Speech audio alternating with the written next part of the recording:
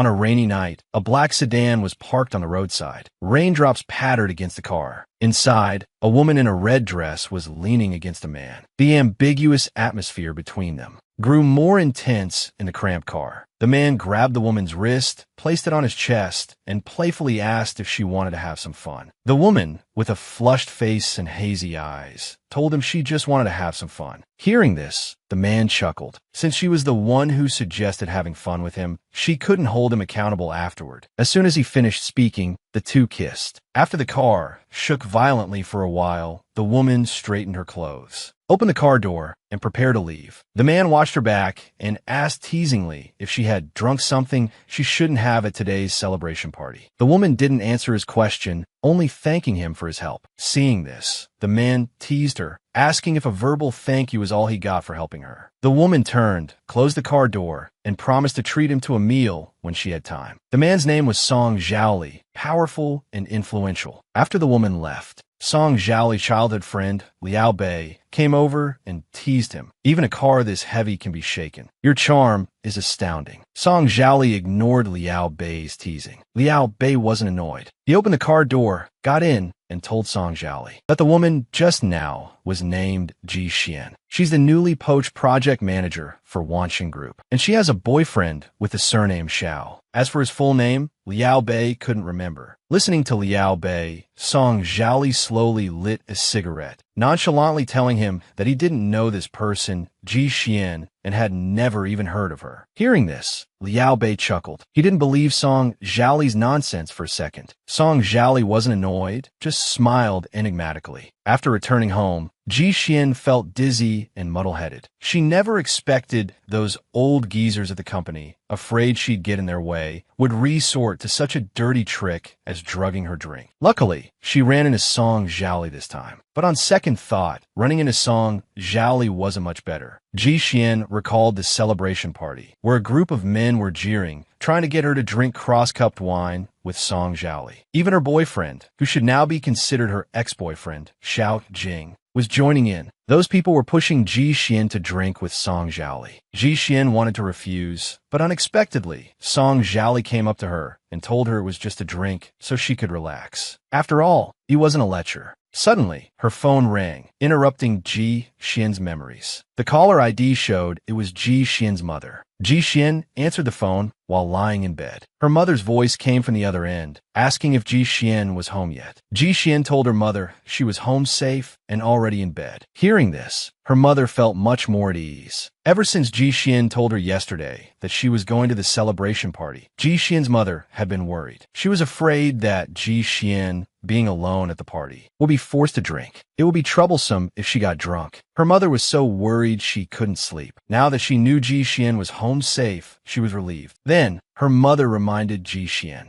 to make a cup of honey water to drink. Ji Xian agreed. She then asked her mother if there was any news about her father. But her mother didn't answer, instead changing the subject, saying it was about to rain and she had to bring in the laundry. Finally, she urged Ji Xian to take care of herself and not to worry so much about family matters, then hung up. After her mother hung up, Ji Xian saw 2 text messages on her phone. They were from Song Zhaoli. He was reminding Ji Xian that her clothes were left in his car. Ji Xian frowned slightly looking at the messages. She then replied to Song Zhaoli, telling him to just throw them away for her. After replying to Song Zhaoli's message, Ji Xian lay down and fell asleep. In the middle of the night, Ji Xian started having a nightmare. She dreamed of the time when debt collectors came to their door. A young Ji Xian and her mother were helpless at home. Outside the door were vicious-looking creditors. The creditors were frantically banging on their door. Ji Xian's father, Ji Jianya, owed them 70 million. They threatened Ji Xian and her mother, saying that if Ji Jianya couldn't pay back the money, they would make Ji Xian and her mother pay it back in his place. Ji Xian's mother told them they didn't have that much money, but the creditors insisted on forcibly taking their house and ordered their men to throw Ji Xian and her mother out. While struggling, Ji Xian's mother was accidentally pushed down. Her head hit the ground hard, and blood started pouring out. Ji Xian woke up from the nightmare with a start. She clutched the clothes on her chest tightly. her breathing ragged. After finally calming down, Ji Xian took out her phone and transferred 10,000 yuan to her mother. She left a message reminding her that the seasons were changing and she should buy some new clothes, telling her not to be reluctant to spend money. They had already paid off more than half of their debt. Once it was all paid off, Ji Xian planned to have her mother come live with her. After doing this, Ji Xian fell asleep again. The next morning, as soon as Ji Xian arrived at the company, she noticed the atmosphere was off. Many people started whispering and pointing behind her back when they saw her. They said she usually seemed so proper, but they never expected she'd be caught in that kind of photo. So her usual propriety was all an act, just a phony. Others were discussing who the man in the photo was, but no one seemed to know because his face was too blurry. Many began to speculate. Ji Xian was parachuted into the company, so it seemed likely that the man was one of the company's leaders. That's why the photographer didn't dare to capture his face clearly, only Ji Xian's. Naturally, Ji Xian heard these words. With a dark expression, she walked over to the gossiping crowd, wanting to ask what was going on. Just as Ji Xian was completely bewildered, someone reminded her that in the early hours of the morning, someone had posted intimate photos of her and Song Zhaoli in the workgroup chat. And these photos were also sent to the company executives' emails. Ji Xian looked at the photos. Though her face was expressionless, her mind was already racing, trying to figure out who was behind this. She could tell that the person who took these photos was a professional. The angle was definitely chosen deliberately, capturing her face clearly while only showing Song Zhaoli's chin. This meant the target was her. Just then, Ji Xian received a call. The person on the other end told her that President Li wanted her to go to his office once she arrived. Ji Xian agreed, while instructing her assistant to notify everyone else about a meeting in the afternoon. This decision by Ji Xian made some of her subordinates unhappy. They couldn't believe, after such an ugly incident, Ji Xian was still in a mood for a meeting. This woman was too much of a go-getter. Ji Xian ignored their comments. After instructing her subordinate, she went to President Li's office. Song Zhaoli was already inside, talking with President Li. He was sitting on the sofa, leisurely looking at the man before him, asking if the person in charge of this project was involved in a sex scandal yesterday. Hearing this, President Li quickly explained that it was all just baseless rumors. But Song Zhaoli clearly didn't believe him. After all, as far as he knew, it wasn't just an unsubstantiated rumor. There were photos as proof. President Li, not wanting to lose a major client like Song Zhaoli, was still trying hard to explain, attempting to convince Song Zhaoli that it was just Ji Xian being intimate with her boyfriend. It was a matter between a young couple, and they couldn't interfere. Hearing President Li's explanation, an enigmatic smile appeared on Song Zhaoli's face, as if he was very interested in this young couple explanation. Ji Xian arrived at the door of President Li's office and was surprised to see Song Zhaoli sitting inside. She hadn't expected him to be here. Seeing Ji Xian, President Li finally breathed a sigh of relief. He quickly beckoned her over to explain to Song Zhaoli what was going on with those photos. Ji Xian walked up to Song Zhaoli, put on a professional fake smile, and asked what he wanted to know. But as soon as Song Zhaoli saw it was her, he lost interest in discussing the photo incident and changed the subject. He wanted to discuss the project. At this point, President Li interjected, telling Song Zhaoli that the terms of this project were absolutely excellent. Their company was only looking for a partner because of temporary cash flow problems. Otherwise, they definitely wouldn't have sought out side collaboration. After hearing this, Song Zhaoli raised his hand to cut President Li off. He stated that he didn't want to hear these empty words. Seeing this, Ji Xian immediately understood and asked if he wanted to conduct a site visit. President Li was also good at reading the room. He immediately offered to arrange a car to take Song Zhaoli there. But Song Zhaoli asked President Li if he, being so busy, had time to go personally. President Li naturally understood his hint and immediately said that he was indeed a bit busy. If Song Zhaoli didn't mind, Ji Xian could accompany him. Song Zhaoli expressed that he had no objection. After all, the guests should follow the host's arrangements. Ji Xian also tactfully offered to take Song Zhaoli for the site visit, but she couldn't help but feel uneasy, not knowing what Song Zhaoli was up to. On the way to the site with Song Zhaoli, Ji Xian didn't forget to report on the construction site situation. She told Song Zhaoli that the site was still under construction. The foreman, Foreman Wang, was a long-term partner of their Wanxin group. This man is very capable. Halfway through her sentence, Ji Xian glanced unintentionally in Song Zhaoli's direction and noticed he was wearing a turtleneck sweater today. As he adjusted the collar, a mark on his neck was revealed. Ji Xian immediately thought of last night. That mark, she had left it. Thinking about last night, Ji Xian's face instantly turned red. Embarrassed, she turned her head away, not daring to look at Song Zhaoli again. Seeing Ji Xian's reaction, Song Zhaoli found amusing. He deliberately leaned closer to Ji Xian and asked if she was afraid of him. Ji Xian composed herself, put on a smile again, and told Song Zhaoli that she believed he was a gentleman. Hearing Ji Xian's words, Song Zhaoli found it interesting. He then told Ji Xian that she could rest assured he wouldn't cling to her and make her take responsibility just because they had that one experience. The driver drove them to the construction site. As soon as the car stopped, Ji Xian got out and walked straight ahead without looking back. Song Zhaoli followed behind her at a leisurely pace. He found her behavior somewhat amusing and asked if she was angry. Ji Xian's reply was, naturally no. The two walked to the construction site. Song Zhaoli looked at the unfinished project before him. With just one glance, he could see that the project's drawbacks currently outweighed its benefits. Investing in this project would likely not break even, but Ji Xian told him that this was never meant to be a short-term, high-profit project. Its advantage was its long-term, stable returns. However, Song Zhaoli didn't buy it. He pointedly told Ji Xian that she was just making empty promises. Ji Xian's expression instantly turned sour, but she patiently handed the documents in her hand to Song Zhaoli, telling him to look at the data if he didn't believe her. The data in the documents could explain everything. At that moment,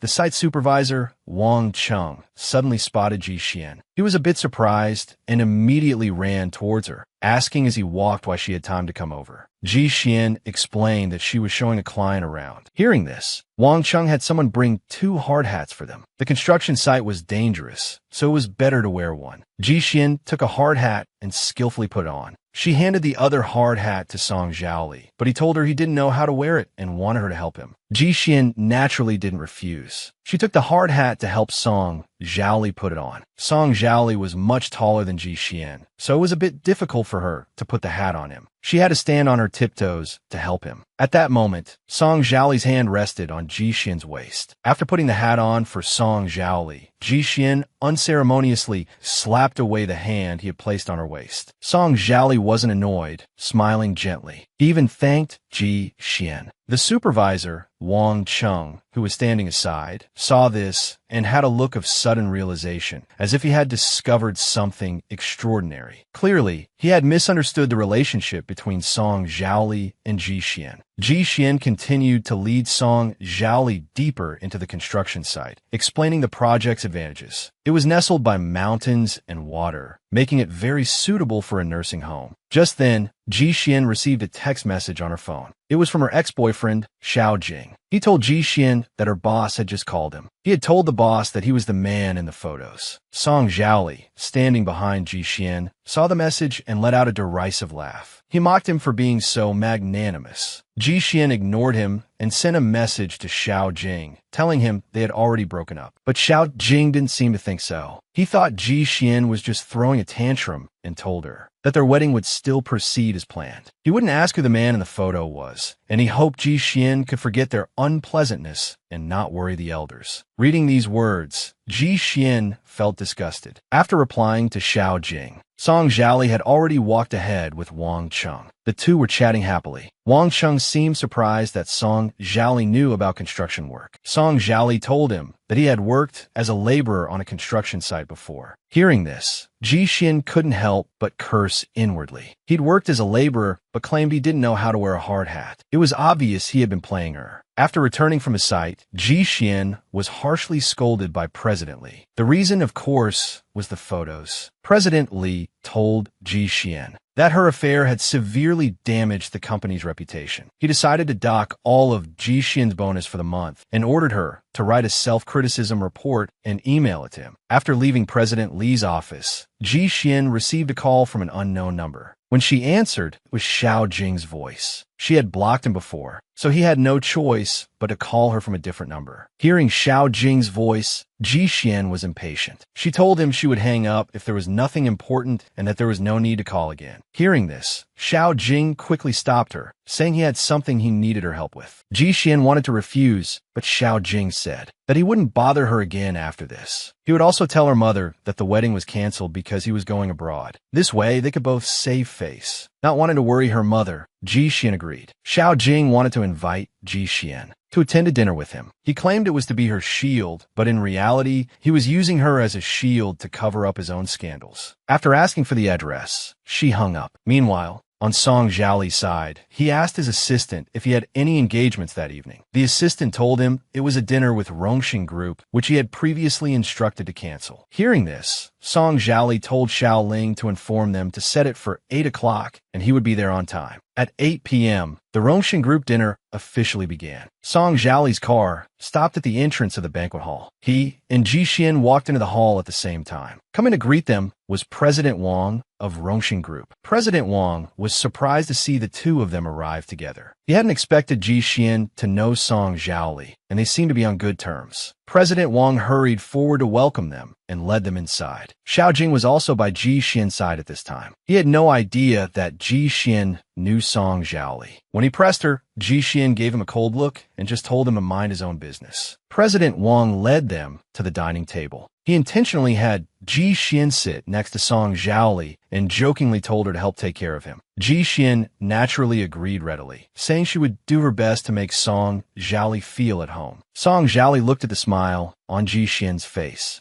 and felt a stir in his heart. After seating the two, President Wang also took his seat. Song Zhaoli was notoriously hard to get a meeting with. Since he had finally come out today, President Wang had to seize this opportunity to get on his good side. With that, he began to toast Song Zhaoli. Ji Xian sat aside, eating quietly. She wished everyone would toast Song Zhaoli, as she couldn't drink today. But things didn't go as planned. When President Wang saw that Ji Xian wasn't drinking, his expression instantly soured. He asked her why she wouldn't drink and told everyone that no one was allowed to skip drinks today. However, Song Zhaoli wasn't having it. He retorted, asking President Wang if he was trying to get him drunk so they could talk about the contract. Hearing this, President Wang laughed awkwardly, saying Song Zhaoli was overthinking it. After all, for today's collaboration, their Rongxing Group had come with sincerity. While the two were talking, Ji Xian stood up, using the excuse of going to the restroom to leave her seat. She knew very well that it was no longer appropriate for her to stay there. After leaving,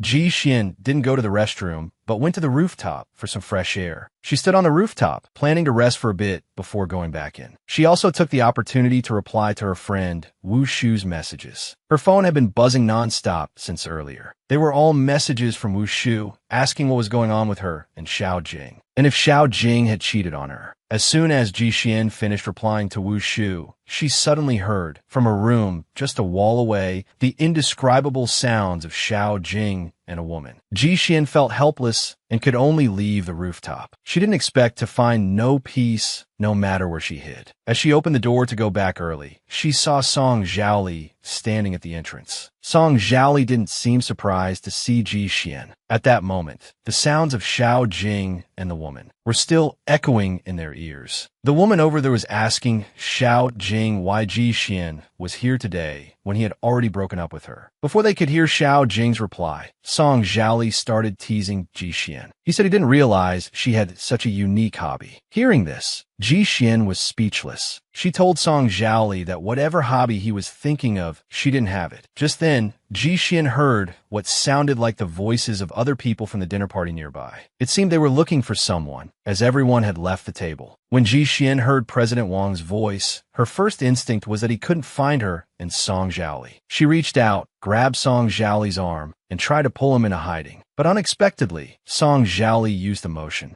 to pin her against the wall and kiss her. Song Zhaoli looked at Ji Xian, his eyes dark and unreadable, and asked if she wanted to have some fun. But Ji Xian didn't seem to have that intention. She asked Song Zhaoli in return if she said no. Would he let her go? Song Jiali just smiled and told her to guess. As they spoke, Xiao Jing's side seemed to have noticed someone upstairs. The conversation between him and the woman became bolder and more explicit. Song Jiali didn't forget to tease Ji Xian at this moment, asking if she liked being listened to, since it was quite exciting. He even told Ji Xian that if she liked it, he could cooperate. Hearing his words, Ji Xian flicked Song Jiali on the forehead, telling him to drink less in the future, lest he drink too much, damage his central nervous system with alcohol, and start having delusions. Song Jiali didn't mind Ji Xian's action. Instead, he started listening carefully to the conversation between Xiao Jing and the woman. The two of them soon figured out that the woman with Xiao Jing was President Wang's wife. After hearing this, Song Jiali deliberately remarked to Ji Xian, "So your boyfriend got ahead by sleeping his way up." Ji Xian didn't put up with it and pinched him hard on the waist, telling him if he was so curious, he could go down and see for himself. Just as Song Jiali was rubbing his sore waist, Xiao Jing came upstairs with his clothes in disarray. Following behind him was President Wang's wife. When Xiao Jing saw Ji Xian,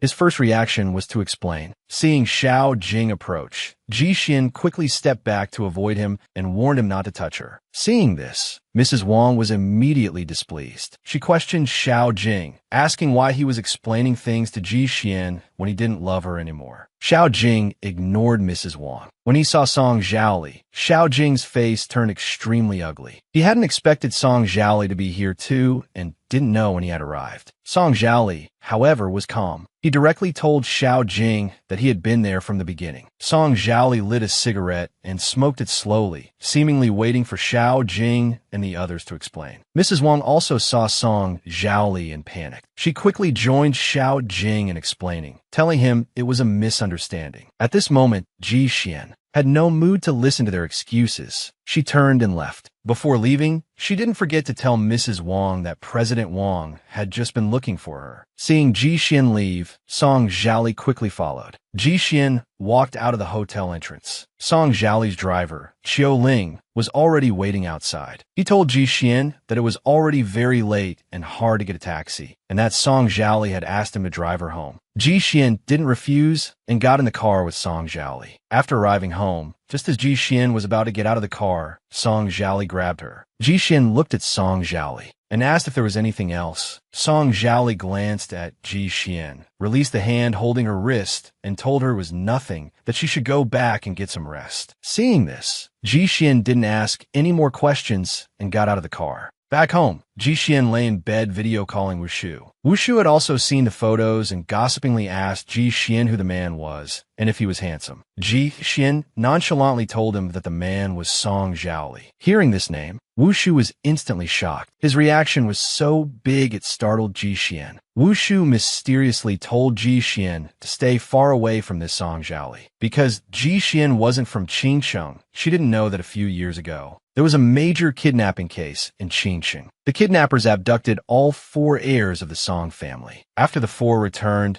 the eldest went mad, the second died, and the third fell gravely ill. But somehow, the 4th, Song Jiali, was completely unharmed. Not only was he unharmed, he later forced his eldest uncle to his death and inherited the company. That's why many people say he orchestrated the kidnapping himself. After hanging up the video call with Wu Shu, Ji Xian lay in bed, her mind racing. Just as she was about to fall asleep, she received another message on her phone. She opened it and saw it was a video. After playing it, she realized it was surveillance footage. The content of the footage was the process of those people drugging her on the day of the party. Ji Xian shot up in bed. Just as she was about to see who sent her the video, she was surprised to find that the sender field was blank. The next morning, when Ji Xian went to the company, several police officers were following her. The people at the company saw the police behind Ji Xian and were all surprised, wondering what she was up to. People started guessing it was because of the photos. But at that moment, Ji Xian had no mind to care what others were saying. Instead, she led the police directly to the office of the planning department manager, Feng Cheng. When Feng Cheng saw Ji Xian arrive with the police, he became flustered. He asked what she was doing. Ji Xian looked at Feng Cheng coldly and told him that regarding the matter of him bribing a waiter to drug her, she hoped he would cooperate with the police investigation. Before Feng Cheng could say anything, the police officers behind Ji Xian stepped forward and restrained him. At this point, Feng Cheng was still trying to argue his innocence, claiming he did nothing. Feng Cheng was taken away by the police. On the way, he didn't forget to threaten the police, saying they were damaging his reputation and that he would sue them. But the police were not intimidated by Feng Cheng and took him away. Watching Feng Cheng being led away, Ji Xian showed a satisfied smile. At that moment, an employee came over and told Ji Xian that President Li wanted to see her, and it seemed President Li was very displeased about her calling the police. Ji Xian wasn't afraid. She swaggered into President Li's office. At that moment, President Li was on the phone, seemingly talking about Feng Cheng being taken away, and was taking all the credit for Ji Xian reporting it to the police. Ji Xian saw that President Li's expression seemed much better and couldn't help but curse inwardly at how quickly he changed his tune. No wonder people called him chameleon. After hanging up the phone, President Li, with a smile on his face, asked Ji Xian if she was very familiar with Song Zhaoli. Ji Xian told him that she had met Song Zhaoli a few times, and from President Li's reaction, Ji Xian inferred that last phone call was related to Song Zhaoli. Afterward, President Li poured Ji Xian a glass of water. As he poured, he told her that what Feng Cheng did had indeed wronged her. He assured Ji Xian that the company would definitely give her a proper explanation. Although she didn't know what had come over President Li, she still maintained a polite facade and apologized to President Li. Then, President Li told Ji Xian that he had called her over because the collaborative project with President Wang needed her to follow up on it. He also told Ji Xian to prepare for a business trip to Dongshi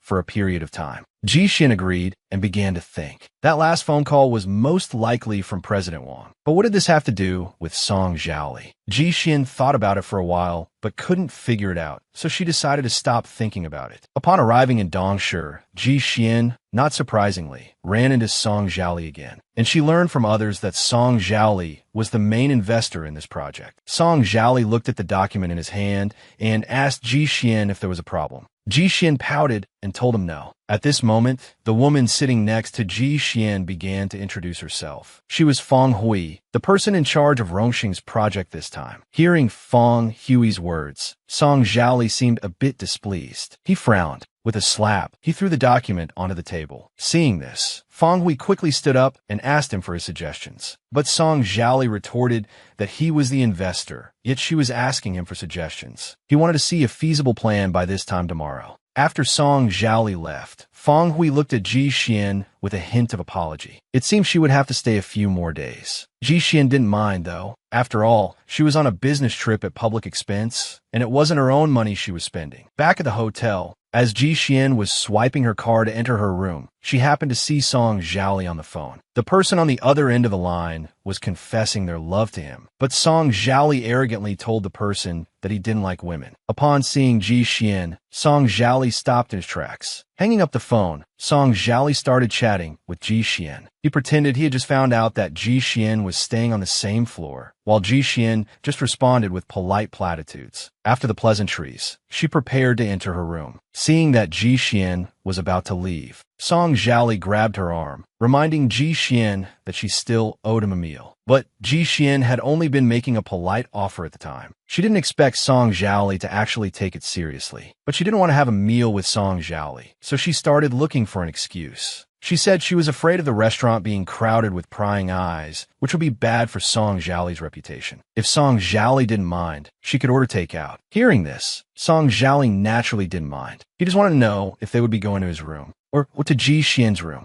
Ji Xian dodged the approaching Song Zhaoli and gave an awkward smile. She reminded him that she could have the takeout delivered directly to his room. Seemingly dissatisfied with Ji Xian's distance, Song Zhaoli's expression grew uncharacteristically serious. He wasn't short of a meal. He just wanted to know if Ji Xian and Xiao Jing were still in a relationship. Hearing this question, Ji Xian showed no intention of answering. Seeing her silence, Song Jiali thought she was tacitly admitting it. Then, Ji Xian spoke up and asked Song Jiali if there was nothing else. She was going back to her room. After that, Ji Xian turned to leave. Song Jiali lit a cigarette, took a drag, and slowly spoke. Ji Xian was the one who provoked him first, and then she ran off after provoking him. If Ji Xian thought about it from his perspective, how would he feel? Hearing this, Ji Xian turned and apologized to Song Jiali. Song Jiali looked at her and proposed that if Ji Xian could spend one night with him, he would consider the previous matter settled. Then he waited for Ji Xian's answer. After returning to her room, Ji Xian lay on the bed, stared at the ceiling, and began to consider whether to accept Song Jiali's offer. Just then, she received a text message from her mother. Ji Xian looked at her mother's caring words and suddenly realized that if she wanted to make money and pay off her debts in Qingsheng, she couldn't avoid Song Jiali no matter what. She couldn't afford to offend him right now. So, she went to the door of Song Jiali's room. Standing at Song Jiali's door, Ji Xian took a deep breath, trying to psych herself up and calm down. Then, she raised her hand and rang Song Jiali's doorbell. Song Jiali opened the door. He had just finished showering. He was drying his hair. Seeing Ji Xian, he asked if she had made up her mind. Ji Xian replied that, on second thought, she wasn't really at a loss. Seeing this, Song Jiali didn't stand on ceremony and pulled her directly into his arms. He had thought Ji Xian would refuse him. He took off Ji Xian's outer coat and then kissed her. Perhaps his kissing skills were too good. Ji Xian found it a bit hard to handle. Song Jiali raised his hand to caress Ji Xian's face, his tone slightly teasing that can't even handle this much. Then what will you do later? Ji Xian looked at Song Jiali before her heart racing. After a moment of silence, she reminded him just this once. But Song Jiali clearly had no intention of agreeing to that. He leaned in close to Ji Xian's ear and reminded her ambiguously, I never said just once. What I said was for you to spend the night with me. Then we'd be even.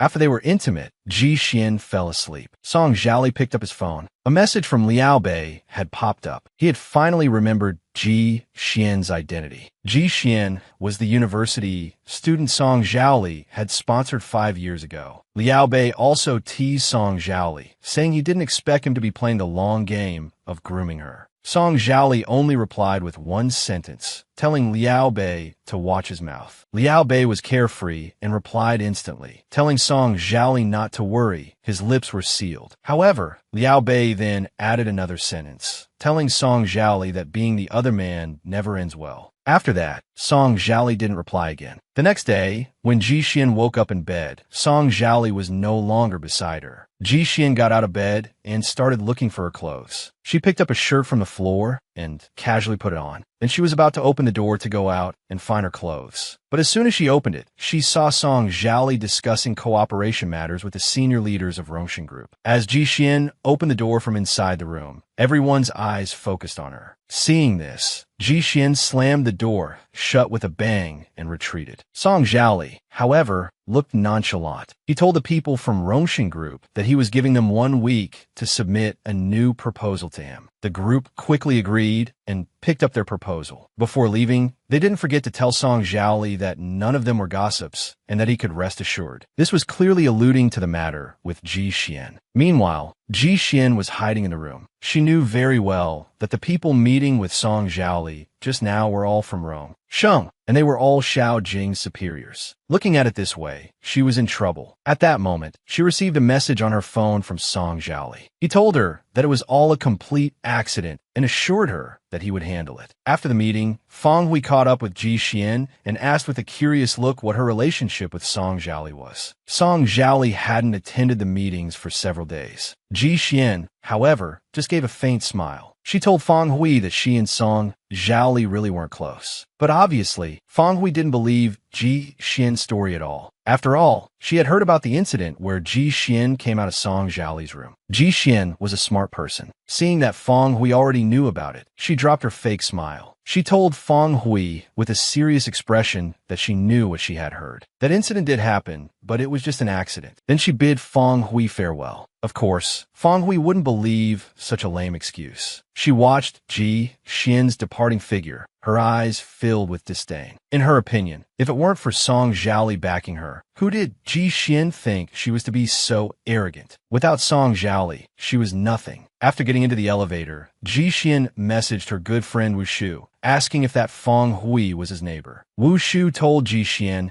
that Feng Hui was indeed his neighbor and reminded her not to be fooled by Feng Hui's seemingly carefree attitude. In reality, she was not a good person. Wu Shu had been schemed against by Feng Hui quite a few times before. Then Wu Shu also told Ji Xian a piece of gossip. Feng Hui was pursuing Song Zhaoli. Before Ji Xian could reply to Wu Shu's message, a familiar voice sounded from behind her. It was Song Zhaoli. When she got into the elevator earlier, she hadn't noticed at all that Song Zhaoli was also inside. Hearing Song Zhaoli call her name, Ji Xian didn't respond at first, pretending not to hear. When the elevator doors opened, Ji Xian walked out without looking back. She wanted to ignore Song Zhaoli completely, but he didn't give her the chance, continuing to call after her from behind. This time, his tone carried a hint of confusion. Ji Xian knew she couldn't avoid him. She could only turn her head to look at Song Zhaoli, putting on a professional fake smile and greeting him. After the greeting, Ji Xian turned her head away, but her peripheral vision didn't forget to glance at Song Zhaoli as she cursed inwardly. Song Zhaoli should be planning to let me go now, right? After all, I've already done what I was supposed to do. But when she saw the smile on Song Zhaoli's face, her heart skipped a beat. She understood that he didn't seem to want to give up just like that. And sure enough,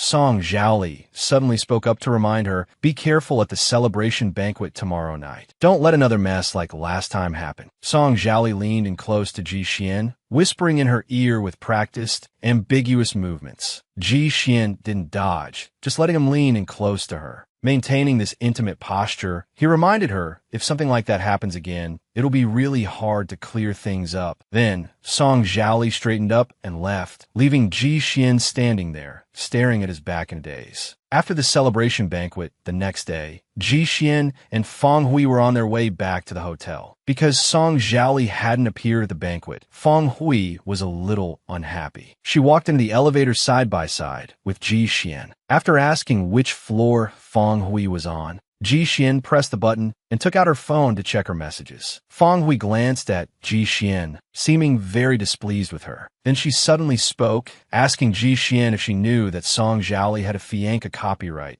Feng Hui's tone was hostile. She continued to warn Ji Xian, wanting her to understand that a man like Song Zhaoli was not short of women. The implication was that Ji Xian should know her place. But Ji Xian wasn't buying it. She retorted to Feng Hui that she should understand that for herself and didn't need to remind her. Hearing Ji Xian's words, Feng Hui instantly flew into a rage. She hadn't expected Ji Xian to have such an attitude when speaking to her. But Ji Xian just calmly told her that she shouldn't treat her as a rival because she wasn't interested in Song Zhaoli at all. Hearing this, Feng Hui got agitated on the spot. She angrily retorted, not interested, yet you climbed into his bed? Stop acting so high and mighty. At this point, the elevator doors had opened. Ji Xian also walked out of the elevator. Once again, she failed to notice that Song Zhaoli was standing right behind her. Ji Xian was only thinking of retorting loudly to Feng Hui, telling her that she really wasn't interested in Song Zhaoli. She was just playing with him. Hearing this sentence, Song Zhaoli's childhood friend, Liao Bei, walked up, draped an arm over Song Zhaoli's shoulder, and said teasingly, reminding Song Zhaoli that Ji Xian was just playing with him. Ji Xian was shocked to see Song Zhaoli appear in front of her. At this moment, Song Zhaoli actually had an expression on his face as if he were deeply hurt. He looked at Ji Xian, his eyes holding a trace of loneliness. Song Zhaoli's tone was flat, betraying no emotion. He just asked Ji Xian, was it fun? Want to keep playing? Then, Song Zhaoli brushed past Ji Xian and entered the elevator without looking back, leaving Ji Xian alone and in disarray. She inwardly screamed that she was doomed. Back in her room, Ji Xian was still terrified. She quickly took out her phone to message Song Zhaoli. She told him that she needed to explain what had just happened at the elevator. She had absolutely no intention of slandering him behind his back and hoped he wouldn't take it to heart. After sending the message to Song Zhaoli, Ji Xian collapsed onto the sofa, thinking about what had happened today. Ji Xian couldn't help but sigh. Her luck was just too rotten. At this moment, Song Zhaoli was sitting in a car with his childhood friend, Liao Bei. Idly flicking a lighter, Liao Bei looked at Song Zhaoli curiously and asked why he wasn't replying to the message. Song Zhaoli just coolly told him it was none of his business. But Liao Bei didn't give up, teasing Song Zhaoli that he had told him long ago that being the other man had no future, and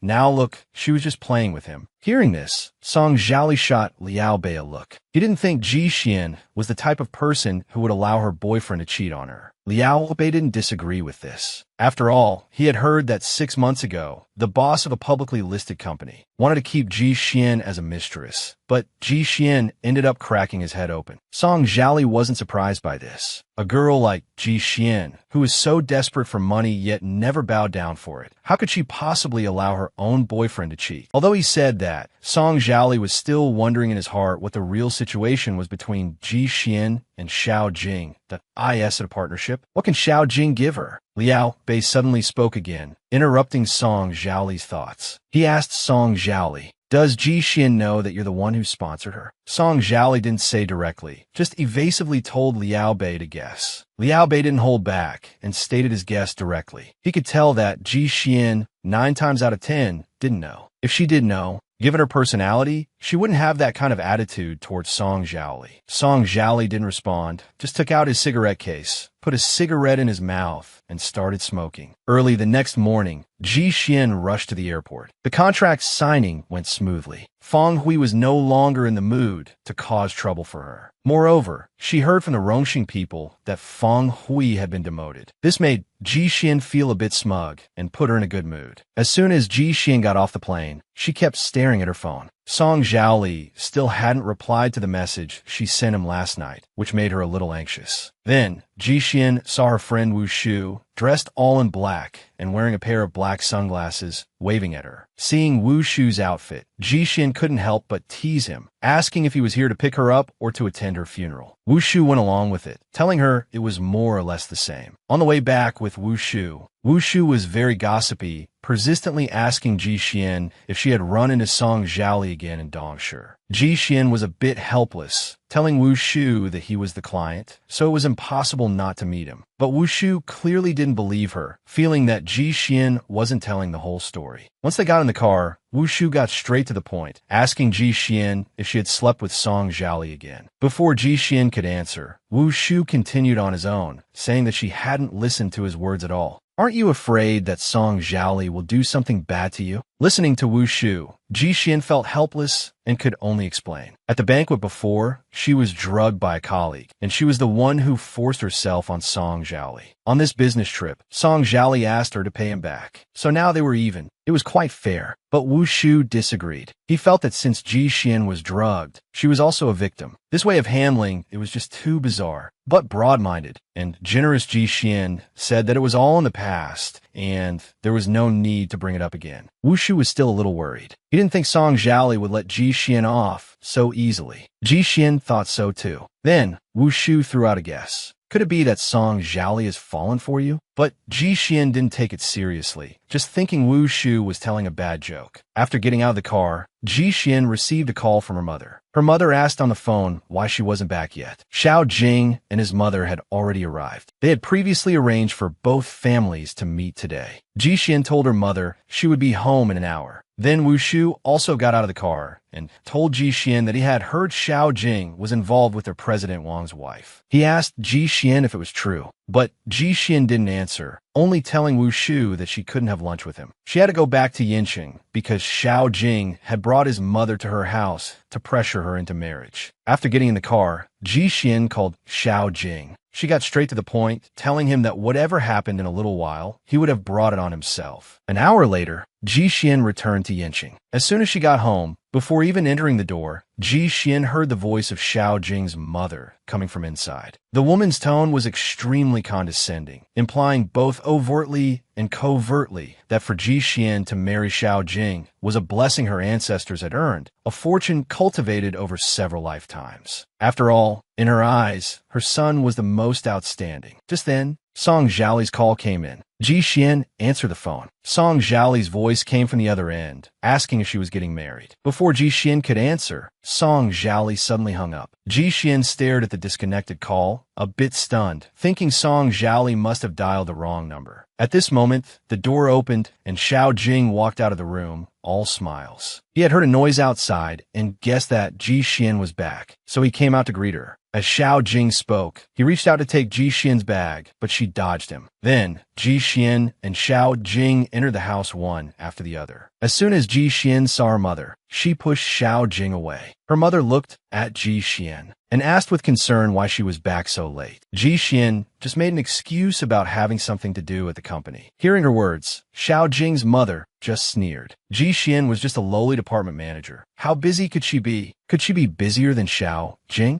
You should know that Xiao Jing was a vice president now. Besides, this date was set by them long ago, not decided at the last minute. For Ji Xian to still be late meant she didn't take it seriously. Seeing this, Xiao Jing quickly stepped forward to placate his mother. He told her that Ji Xian had just returned from a business trip today and asked her to say a few words less. But his mother wasn't having it. Instead, she felt that Xiao Jing was utterly spineless. They weren't even married yet, and Ji Xian could already order Xiao Jing around. After they got married, wouldn't Ji Xian be walking all over him? As soon as Xiao Jing's mother finished speaking, she heard Ji Xian's words. She told the woman that she wouldn't walk all over Xiao Jing, so she could rest assured. But Xiao Jing's mother didn't buy it, thinking Ji Xian was just saying nice things. After all, she had just pushed Xiao Jing right in front of her. Before Xiao Jing's mother could finish, Ji Xian cut her off. She told her that she and Xiao Jing would not be getting married at all. As soon as these words were spoken, everyone present, except for Ji Xian, was stunned. Xiao Jing's mother was furious, pointing at Ji Xian and asking her what she meant by that. Xiao Jing also looked embarrassed. He told Ji Xian that the invitations had already been sent out. If she called off the wedding now, where would Ji Xian's mother's face be? As soon as Xiao Jing finished speaking, Ji Xian threw the water in her hand at him. She looked coldly at Xiao Jing and his mother and coldly told his mother that she and Xiao Jing had already broken up a month ago. The reason was that she had caught Xiao Jing cheating with another woman. Hearing this, Xiao Jing sneered and asked Ji Xian in return, on the night of the 17th of this month, who were you with? Ji Xian wasn't intimidated by him. After all, she and Xiao Jing had broken up last month. Who she was with on the 17th of this month had nothing to do with Xiao Jing anymore. To make Xiao Jing give up, Ji Xian told him directly that it was her new boyfriend. On the night of the 17th, she was with her new boyfriend. At this time, in Song Zhaoli's office, Liao Bei was sitting on the sofa, a bit bored. He was really curious. Ji Xian clearly wasn't Song Zhaoli's type, so how did he fall for her? Could it be that when he sponsored Ji Xian back then, he already had such intentions? Song Zhaoli flatly denied it. Liao Bei became even more curious, wanting to know when it started. But Song Zhaoli told him it hadn't started. That night was just an accident. Ji Xian had been drugged. Liao Bei continued to ask about the second night, but all he got in return was Song Zhaoli's. Are you looking for a beating? Liao Bei tactfully stopped asking and changed the subject. Why'd he sponsor Ji Xian back then? After all, 5 years ago, Song Zhaoli could barely protect himself. The Song family had such a huge incident, yet he still sponsored Ji Xian regardless of everything. He was scolded by the old master quite a lot in those years. Song Zhaoli didn't answer directly, but asked Liao Bei in return, do you still remember where the few of us were taken when we were kidnapped? Of course, Liao Bei remembered. They were taken to Yinqing. Hearing Song Zhaoli's words, Liao Bei instantly realized. So Song Zhaoli had met Ji Xian back then. After all, Ji Xian's hometown was in Yinqing. But Song Zhaoli told him they didn't really know each other. It was just a one-sided encounter. At that time, on his way back after being rescued, he happened to come across the Ji family's bankruptcy. Ji Xian's father, Ji Jianya, had run off with the money, leaving behind only an empty shell company, and Ji Xian and her mother, a mother and daughter, left to face the creditors alone. At that time, Song Zhaoli's older brother was also gone. The Song Zhaoli of that time also had thoughts of dying. As he was walking aimlessly on an overpass, not knowing where to go, he saw Ji Xian. The Ji Xian of that time was persuading a creditor who wanted to jump off the bridge. The man threatened that if she didn't pay back the money, he would die right in front of her. But Ji Xian told him that even if he died, it would be useless. If you believe me, give me a few years. The money my father owes you, I will pay it all back, not a cent less. Song Zhaoli was drawn by the sound of their argument. When he saw someone wanted to jump, he subconsciously wanted to go over and persuade them. But before he could,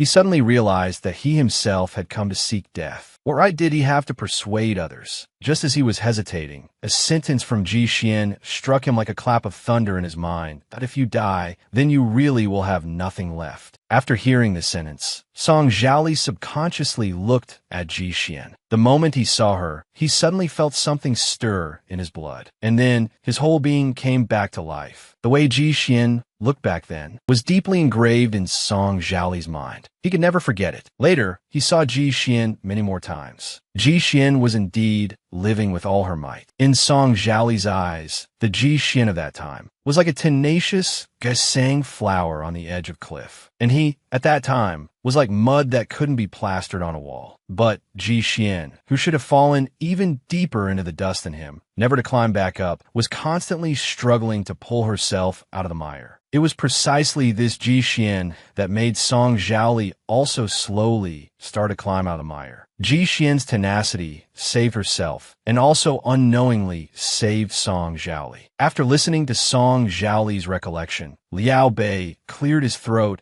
and asked curiously, "So what are you planning to do now?" But Song Zhaoli told Liao Bei that he wasn't planning to do anything. But Liao Bei obviously didn't believe him. After all, Song Zhaoli's recent actions didn't look like he wasn't planning anything. Seeing that Liao Bei didn't believe him, Song Zhaoli asked in return, "Do you think someone of my status would be the other man?" Liao Bei frowned slightly. In his view, wasn't that exactly what Song Zhaoli was doing now? Eagerly letting her sleep with him. Once wasn't enough, he wanted a second time. Hearing this, Song Zhaoli calmly lit a cigarette. His gaze was deep. He just replied to Liao Bei, "I'm just playing around too." At this time, in Ji Xian's home in Yinxing, Ji Xian was sitting at the dining table. Her mother brought out the prepared dishes. Her mother blamed her a little for not telling her sooner when she broke up with Xiao Jing. And what made her even angrier was that Xiao Jing's parents actually had the nerve to say that Xiao Jing cheated because Ji Xian wasn't charming enough. This made her furious. But Ji Xian didn't seem to be affected by these words, comforting her mother while eating, "Don't be angry because of them. At worst, we'll just ignore them from now on." After calming down a bit, her mother asked Ji Xian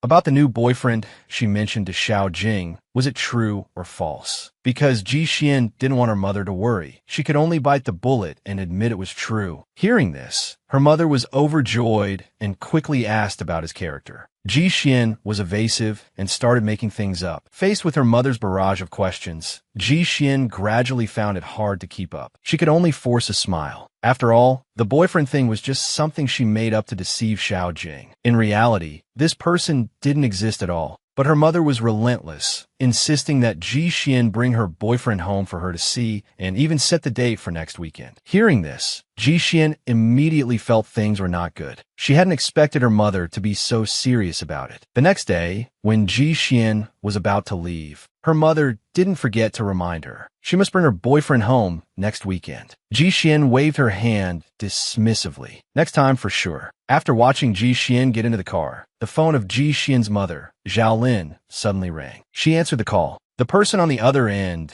asked if she had made a decision after a week of consideration. Had she decided whether or not to have the surgery? Hearing this, Zhao Lin told the person she had made up her mind. She wasn't going to have the surgery. She didn't want to become a burden to Ji Xian. In Qingcheng, at Ji Xian's home, Wu Shu was visiting Ji Xian's home. Ji Xian told him that her mother wanted her to bring her boyfriend home next weekend. She also told her mother that her boyfriend works at Song Corporation. Hearing this, Wu Shu couldn't stop laughing. He pressed Ji Xian. Where was she planning to find a boyfriend to take back to show her mother? Besides, the only person Ji Xian knew at Song Corporation was Song Zhaoli, right? She couldn't possibly ask a playboy like Song Zhaoli to go. Hearing this, Ji Xian sighed. She was being pressed so urgently at the time. She hadn't considered this problem at all. Wu Shu thought for a while and suddenly remembered that his cousin works at Song Corporation. He could ask him to cooperate with Ji Xian and put on a show. As he spoke, he even had Ji Xian add his cousin as a friend so they could coordinate their stories. Just as Ji Xian opened her phone, a news alert popped up. The president of Song Corporation at a banquet with beauties, a night of passion with two beauties at a hotel. The news even included a photo of Song Zhaoli with an arm around each woman looking very pleased. Ji Xian looked at the comments under the news article, inexplicably furious. Wu Shu, standing by, enjoyed the drama and didn't mind stirring the pot. He teased Ji Xian, but the two men she was involved with were both handfuls. Ji Xian's expression was a bit unnatural. She casually asked Wu Shu if Song Zhaoli's scandal was real. Wu Shu told her with great certainty that it was. Among the 3 groups of models he shot today was the one who spent the night with Song Zhaoli. He heard from the makeup artist that the marks on her body were quite unspeakable. Hearing this, Ji Xian only felt a wave of disgust. When she was chopping a fish head, she used so much force it was as if she were chopping a certain person. Then, as if a switch had been flipped, she got busy in the kitchen and ended up making a sumptuous dinner for Wu Shu. As Wu Shu ate the meal Ji Xian made, the smile never left his face. He was about to fall in love with Ji Xian, but Ji Xian told him to forget it, as she still preferred men. While they were joking, someone called Ji Xian. Wu Shu answered it. Xiao Jing's voice came from the other end of the line. Xiao Jing and Mrs. Wang were caught having an affair at the Shunwei Hotel. He was calling to ask Ji Xian for help. Hearing this, Wu Shu was stunned for a moment, then burst out laughing. Then he hung up the phone without any courtesy. Ji Xian was curious about what happened to him, why he was suddenly laughing so happily. Wu Shu told her that Xiao Jing and Mrs. Wang's affair was discovered by his boss, President Wang. He was calling to ask Ji Xian for help. Just as he finished speaking, Ji Xian's phone received a threatening text message from Xiao Jing, but neither of them took it seriously. Wu Shu casually mentioned that although Song Zhaoli had scandals before, he had never been caught in the act. This time he was photographed by reporters and in the same hotel as Xiao Jing. Could it be that Song Zhaoli did it on purpose? Ji Xian didn't answer. After all, it was too incredible to believe. And at this time, in the old Song family residence, Song Zhaoli walked out with a bruised face. His driver, Shaolin, was waiting outside. Seeing Song Zhaoli come out in this state, Shaolin stepped forward to hand him his coat, but Song Zhaoli waved it away. Shaolin didn't understand. To expose Xiao Jing's affair, Song Zhaoli deliberately created scandal. And then he got a severe beating from the old master for it. Was it really worth it? Song Zhaoli didn't answer, just asked if Ji Xian had returned. Shaolin told him that Ji Xian had returned and was now in his apartment. The message Song Zhaoli had asked him to send earlier, he had already sent. Ji Xian had also added Shaolin's WeChat. Song Zhaoli took Shaolin's phone and checked their chat history. Finally, he told Shaolin to give him his WeChat account and for Shaolin to get a new one. Although Shaolin was full of doubt, he didn't ask any more questions. He still had professional ethics. On the way back, seeing that Song Zhaoli's face was covered in injuries, Shaolin asked if he should buy some medicine. At first, Song Zhaoli refused to buy medicine, but after a glance at his phone, he decided to play the victim. He then said he needed to buy some medicine. Then he started messaging Ji Xian, from asking what she was doing to later bluntly telling Ji Xian that he was injured. But no matter which message, Ji Xian didn't reply. Unwilling to give up, Song Zhaoli sent another message to Ji Xian, asking if the nursing home proposal he mentioned before was ready. Ji Xian replied in a second, asking if she should send it to his email. Looking at this instant reply, Song Zhaoli felt a bit helpless. Then Ji Xian sent the proposal to Song Zhaoli. Staring at the chat interface, Song Zhaoli was so angry he laughed. Since Ji Xian only wanted to talk business with him, then he would talk business with her. He told Ji Xian there were some problems with the proposal, but Ji Xian didn't seem to fall for this. She asked Song Zhaoli to give her the contact information of the project manager so she could communicate directly with them and adjust the proposal's content. Soon, Song Zhaoli's reply came. He told Ji Xian that he was the project manager, and he would be at Ji Xian's home in half an hour. Receiving this message, Ji Xian almost choked on the coffee she was making. Half an hour later, Song Zhaoli indeed arrived at Ji Xian's door. Ji Xian had no choice but to come out with the proposal to meet Song Zhaoli. To meet a client, she even put on light makeup and changed her clothes. After seeing Shaolin, Ji Xian asked if Song Zhaoli was in the car. After getting an affirmative answer, Ji Xian opened the car door, but as soon as she opened it, a thick smell of blood hit her. Seeing Ji Xian, Song Zhaoli's first word were to ask her to help him treat his wounds. Then he would look at her proposal, fearing Ji Xian might misunderstand. He specifically added that he was really injured, not try to take advantage of her. After speaking, Song Zhaoli took off his shirt, revealing the crisscrossing wounds on his back. Ji Xian was very shocked to see those wounds. She didn't expect Song Zhaoli to have actually been beaten. Song Zhali didn't think much of it, and was even in the mood to tease Ji Xian, asking if she could let down her guard against him now. But Ji Xian didn't seem to want to help him. After all, there's a distinction between men and women. If he really needed it, she could take him to the hospital to have his wounds treated. Song Zhali didn't fall for that. He retorted, with his status, was it appropriate for him to go to the hospital looking like this? Ji Xian was at a loss for words. Song Zhali took the opportunity to persuade her again. As the saying goes, a drop of kindness should be repaid with a gushing spring. He had done Ji Xian a favor.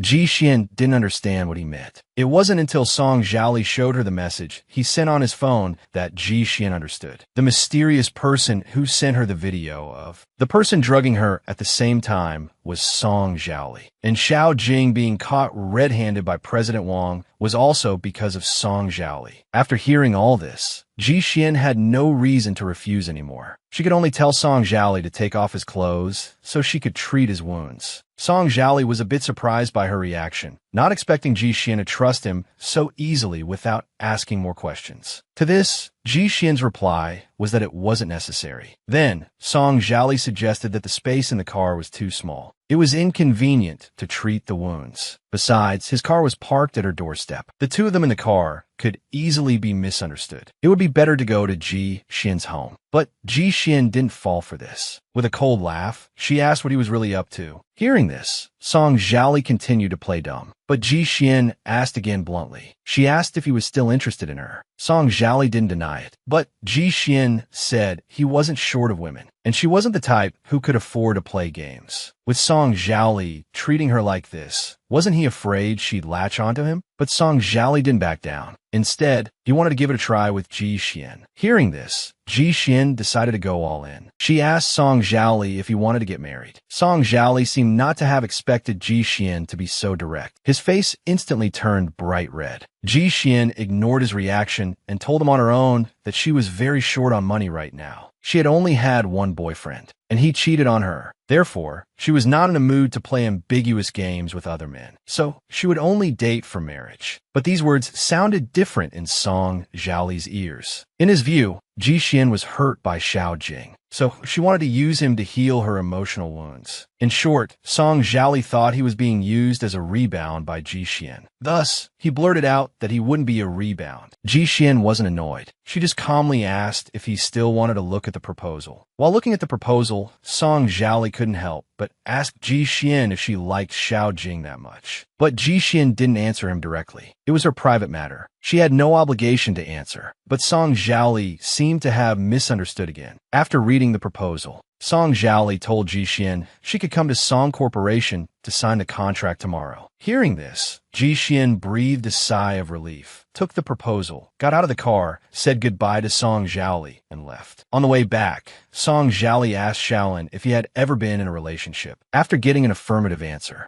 he casually asked why they broke up. Shaolin told him that her family thought he was a poor boy with no future and forced him to break up with the girl. And it was his first love. Hearing this, Song Zhali got a headache. He asked Shaolin again, "Is first love hard to forget?" Shaolin told him that generally, yes. After all, it's the purest emotion from when one's heart first flutters, so the impression is always very deep. Hearing Shaolin's words, Song Zhali felt somewhat displeased. Then he asked Shaolin about the current situation with the Xie family. Shaolin told him that old Master Xie saw the news about him with 2 models in a hotel room and demanded that he break off the engagement with Miss Xie. Hearing this, Song Zhali wasn't shocked. It was fine to just break off the engagement. He had no feelings for that Miss Xie anyway. But it seemed Miss Xie was unwilling. Her meaning was, if Song Zhali thought he could use this method to break the engagement, he could forget about it. Hearing this, Song Zhali was somewhat disdainful. He had plenty of tricks up his sleeve. And at this time, at Ji Xian's home, she received a package. At first, Ji Xian thought it was from her mother. But after opening the package, she found a bloody dead cat inside. Ji Xian was startled, unable to figure out who sent it. Then, her phone received a text from an unknown number. The message asked if she liked the cat he sent. Ji Xian asked who the person was, but they didn't tell her. They just sent 2 hateful messages, saying her father deserved to die, and she deserved to die too. They also threatened Ji Xian not to call the police, or she would never find her father in this lifetime. Ji Xian didn't believe the person's words until the person told her. He He had the blue shirt Ji Xian's father was wearing when he left. Only then did Ji Xian realize that what the person said might be true. She dialed the person's phone number, but no one answered. Ji Xian secretly resolved that no matter who it was, if it happened again, she would not let them off. While Ji Xian was soaking in the bath, she drowsily answered a call from Song Zhaoli. The other person seemed to have dialed the wrong number, thinking she was Shaolin. He asked him to come over, saying he had a fever. Ji Xian tried to tell Song Zhaoli he had the wrong number, but Song Zhaoli didn't listen,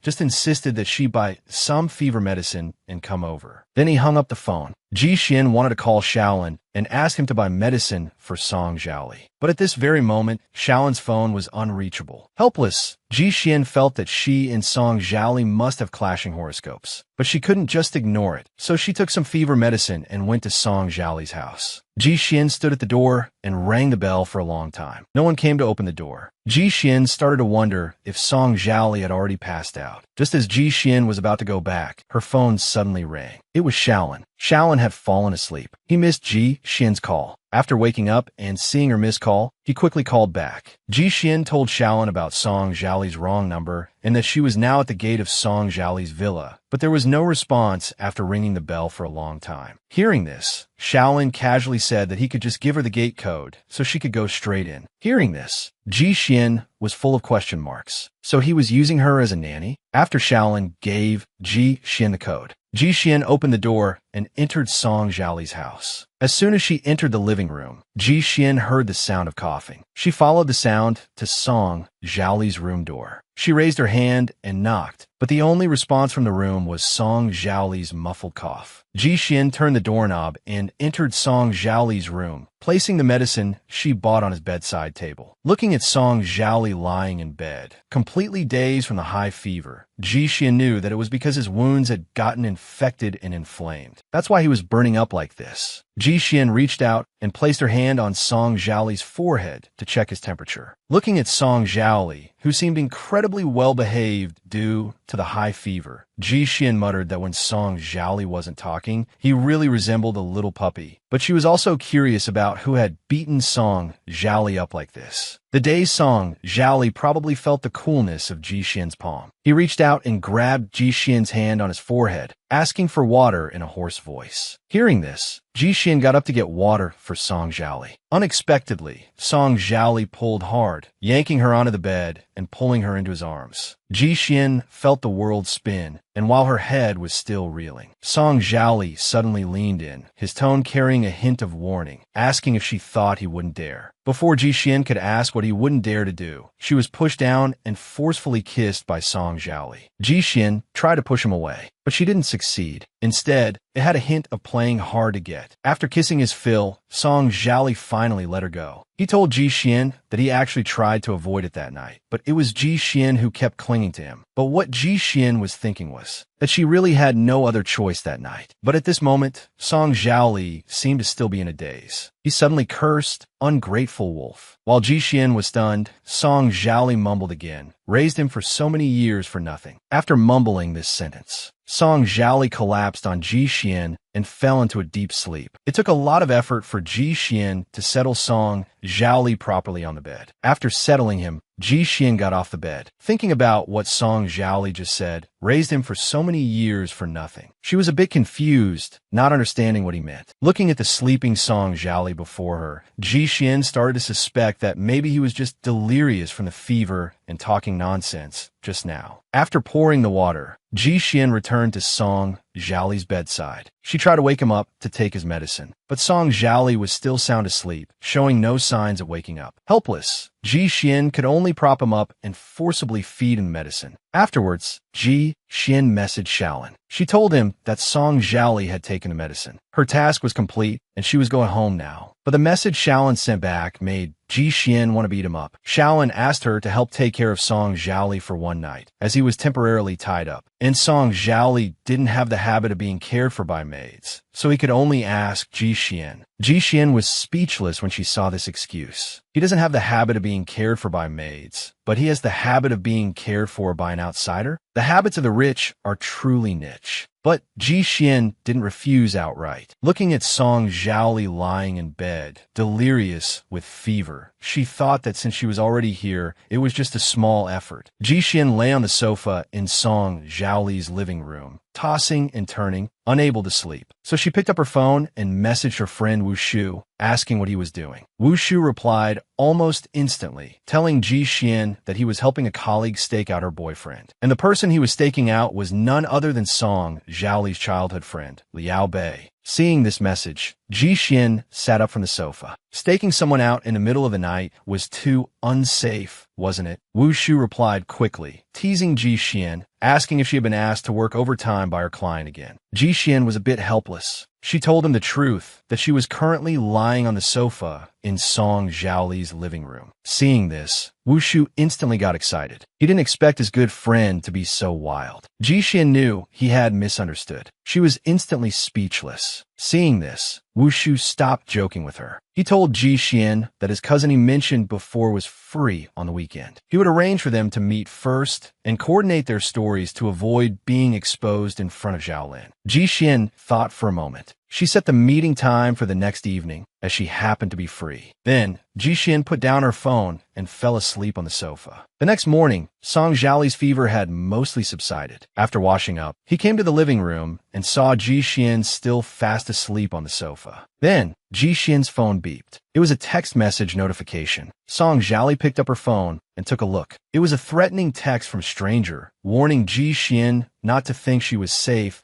just because she had blocked him. In his view, Ji Xian's action was undoubtedly courting death. Seeing this text, Song Zhaoli's face instantly darkened. Just then, Ji Xian also woke up. Seeing her phone in Song Zhaoli's hand, she was a bit flustered. Song Zhaoli didn't address her question. Instead, he asked her who the person sending her threatening text was. Ji Xian reached out and snatched her phone back, telling him in a flat tone that she didn't know either. Yesterday, the person used another number to text her, but she had already blocked it. Song Zhaoli didn't quite understand her approach. Instead of calling the police when encountering such a thing, she chose to block the person. What good would that do? Ji Xian looked troubled and told Song Zhaoli that she wasn't him, who could act recklessly. She had people she must consider. Song Zhaoli looked at Ji Xian's back, lost in thought. A moment later, he picked up his phone and dialed a number, asking the person to trace a phone number for him and send it to him later. Ji Xian was a bit surprised to hear Song Zhaoli's words. She didn't expect Song Zhaoli to offer to help her. After hanging up, Song Zhaoli sent the phone number to the person he had just called. Then he looked up at Ji Xian and asked if she had brought the contract. Ji Xian told him the contract was still at the company. She hadn't brought it. Song Zhaoli was calm. He directly told Ji Xian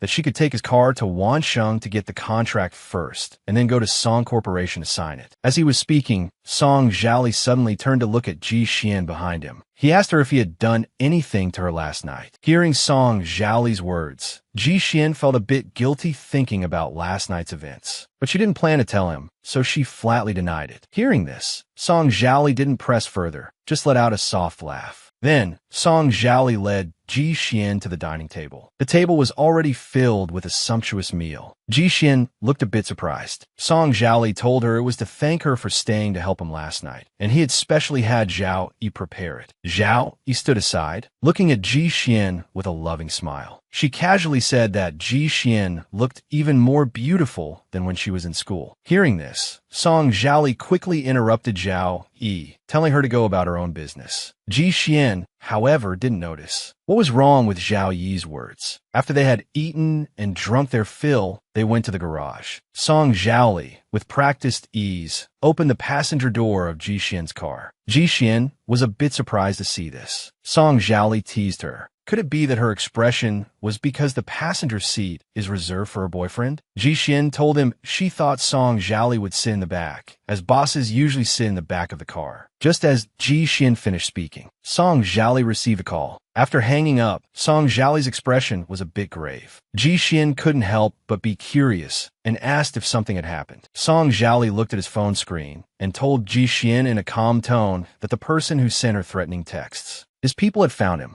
Ji Xian looked at the information about that person on Song Zhaoli's phone, a bit surprised. Song Zhaoli looked at her expression and teased her, asking if she was afraid to confront the person. Ji Xian shook her head, saying that wasn't it, but she still wanted to confirm. If it was really this person, Song Zhaoli was completely at ease. After all, his subordinates were not useless. Looking at it this way, the results seemed to be set in stone. Ji Xian said nothing more. Song Zhaoli was a bit curious what she would do. Ji Xian hadn't decided yet. After all, the person's identity was truly shocking to her. Song Zhaoli wasn't in a hurry. He just slowly said that he could help her. But this time, Ji Xian clearly refused. After all, Song Zhaoli had already helped her many times. And when a man shows kindness to a woman, it's either out of pity or lust. And Ji Xian disliked both. So she was somewhat resistant to Song Zhaoli's help. Song Zhaoli seemed to have expected this result and wasn't angry. He had plenty of time. There would be plenty of opportunities in the future. In the end, he just reminded Ji Xian that if she needed anything, she could find him anytime. The two arrived at Song Corporation. In Song Zhaoli's office, while looking at the contract in his hand, he asked Ji Xian beside him why she came to Qingsheng in the first place. Was it for Xiaojing?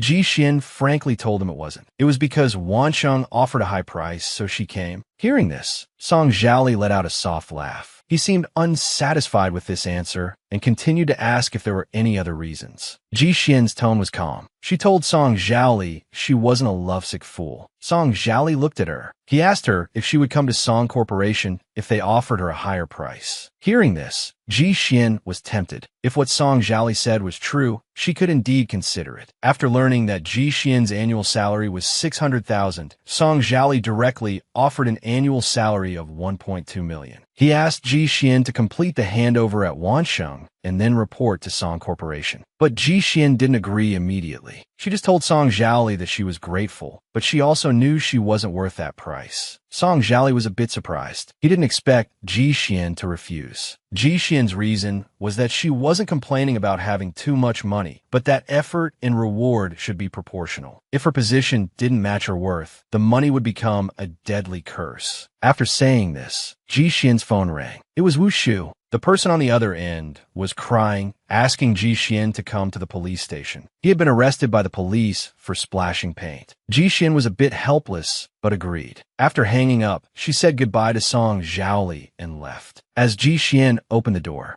Song Zhaoli suddenly spoke up, asking if she was really not considering coming to Song Corporation. Ji Xian hesitated for a moment, then told Song Zhaoli she would consider it, but on the condition that the salary Song Zhaoli offered matched her abilities and that Song Zhaoli could no longer harass her. Then Ji Xian left Song Zhaoli's office. After arriving at the police station, Ji Xian quickly asked Wu Shu what had happened. It turned out Wu Shu had been staking out the wrong person. The cheater his colleague mentioned was Liao Jing, but he had staked out Liao Bei. Then, to help his colleague get revenge, he had splashed paint on Liao Bei's car. And that car, of all things, was a Ferrari costing over 4 million. At this time, Liao Bei was also at the police station, discussing with the officer in charge of the case to have Wu Shu buy the car for 3 million. The officer was in a difficult position. After all, looking at Wu Shu, he really didn't seem like someone who could come up with 3 million. At this moment, Liao Bei turned his head and saw Ji Xian. His eyes lit up, pleasantly surprised. He didn't expect Ji Xian to be here. Ji Xian was surprised that Liao Bei knew her. Realizing he had let it slip, Liao Bei quickly tried to remedy the situation. He told Ji Xian that he was Bushi, the person who had been sponsoring Ji Xian. Liao Bei's strange logic was that Bushi was Song Zhaoli, and Song Zhaoli was his brother. Therefore, he could be Bushi. As soon as she heard that Liao Bei was Bushi, Ji Xian's eyes also lit up. The misunderstanding between them was thus created. Liao Bei was about to explain that he wasn't actually Bushi. But unexpectedly, Ji Xian firmly believed it and even thanked him for his sponsorship over the years. At this time, Liao Bei also saw Wu Shu hiding behind Ji Xian and asked about their relationship. Ji Xian told him that Wu Shu was her best friend.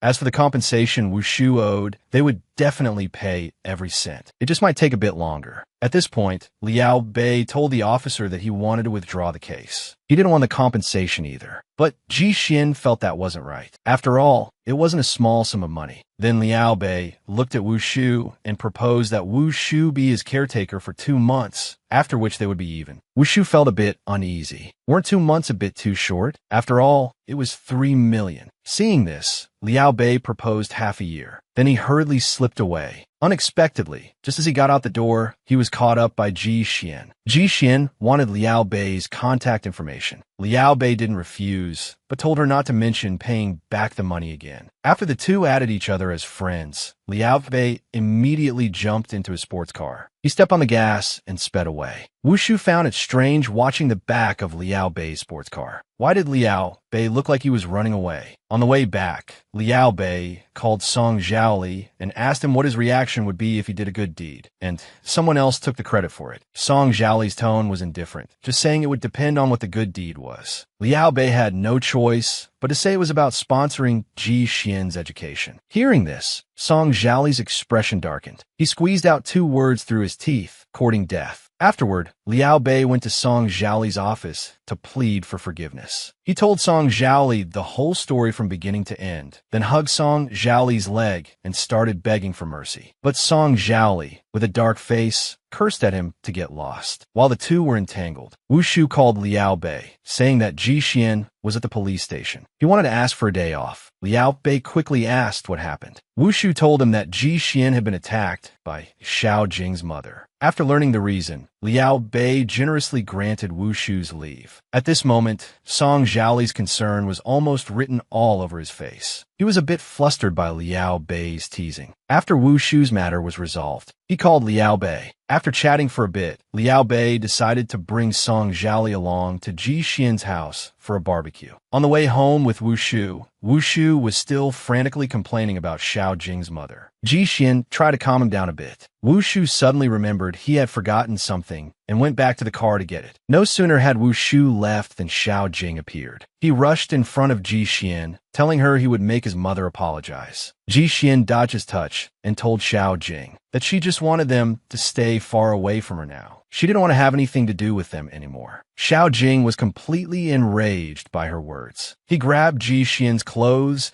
and angrily accused her of acting all high and mighty when she had previously insisted on waiting until after marriage to have relations. But not long ago, she was getting so wild with Song Zhaoli in a car. Ji Xian didn't deny it, directly admitting that the person was Song Zhaoli. Then she deliberately provoked Xiao Jing. She just wasn't willing to have relations with him before marriage. But if it were Song Zhaoli, she wouldn't even need a hotel room. The car would be fine. But so what? What did it have to do with Xiao Jing? When Song Zhaoli drove over, he saw this exact scene of Xiao Jing harassing Ji Xian. During their argument, Ji Xian couldn't take it anymore, provoking Xiao Jing to hit her if he dared. Xiao Jing's temper flared up too, and he threatened her, telling her to hit him if she dared. As a result, just as Xiao Jing finished speaking, he was slapped by Ji Xian. Xiao Jing was stunned on the spot. Just as he was about to hit back, he was kicked to the ground by Song Zhaoli, who had rushed out of his car. Ji Xian didn't expect Song Zhaoli to suddenly appear and was a bit surprised. Song Zhaoli walked up to Ji Xian and asked with a concerned look if she was okay. Before Ji Xian could answer, Xiao Jing scrambled up from the ground. Seeing that it was Song Zhaoli, Xiao Jing's expression instantly turned ugly. Song Zhaoli looked coldly at Xiao Jing, warned him to get lost, and that he'd better not let him see him ever again. Seeing Song Zhaoli arrive, Xiao Jing didn't dare to pester her any longer and scrambled away. And just then, Liao Bei also arrived and greeted the two. Wu Shu was also surprised to see them. He never expected Song Zhaoli to come. Liao Bei was nonchalant, telling them directly that Song Zhaoli was just there to freeload a meal. Wu Shu and Ji Xian, although surprised, didn't say anything. When the barbecue started, Song Zhaoli and Liao Bei were discussing what to drink. Meanwhile, Wu Shu was behind them, whispering to Ji Xian. He asked if she might have gotten the wrong person. Was Liao Bei really her sponsor? Ji Xian was a bit puzzled, but understood what Wu Shu meant. Wu Shu told Ji Xian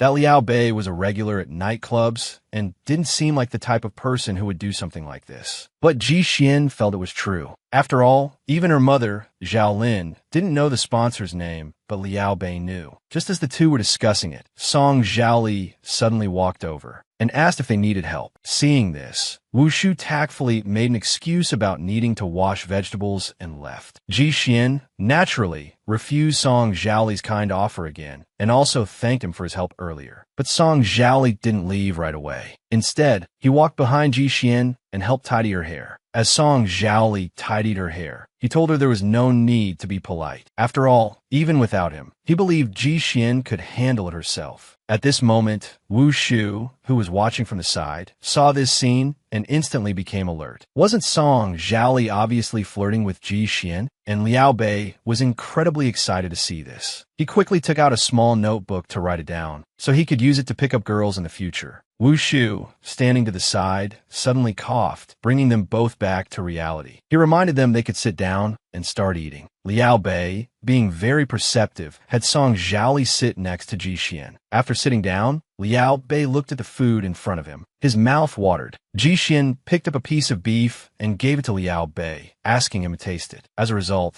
this gesture from Ji Xian instantly made Song Zhaoli extremely jealous. He shot a threatening look at Liao Bei and spoke in a sarcastic tone. He remembered that Liao Bei never ate beef. Liao Bei knew Song Zhaoli was jealous, so he went along with it. He refused Ji Xian's kind gesture, using the excuse that he didn't like beef, and passed the beef Ji Xian had picked for him to Song Zhaoli. Song Zhaoli didn't stand on ceremony. He picked up the beef and slowly put it in his mouth, then commented that it tasted good. Ji Xian didn't think anything was wrong and continued eating the barbecue. Later, Wu Shu suddenly spoke up, telling her not to forget to bring his brother home to meet her mother this Saturday. Previously, to reassure her mother, she had said her boyfriend was from the Song Corporation. Her mother wanted her to bring her boyfriend home on the weekend, so she had no choice but to ask Wu Shu's brother to help by pretending to be her boyfriend. Ji Xian nodded, saying she wouldn't forget. At this point, Wu Shu was still joking, telling Ji Xian that when she marries his brother,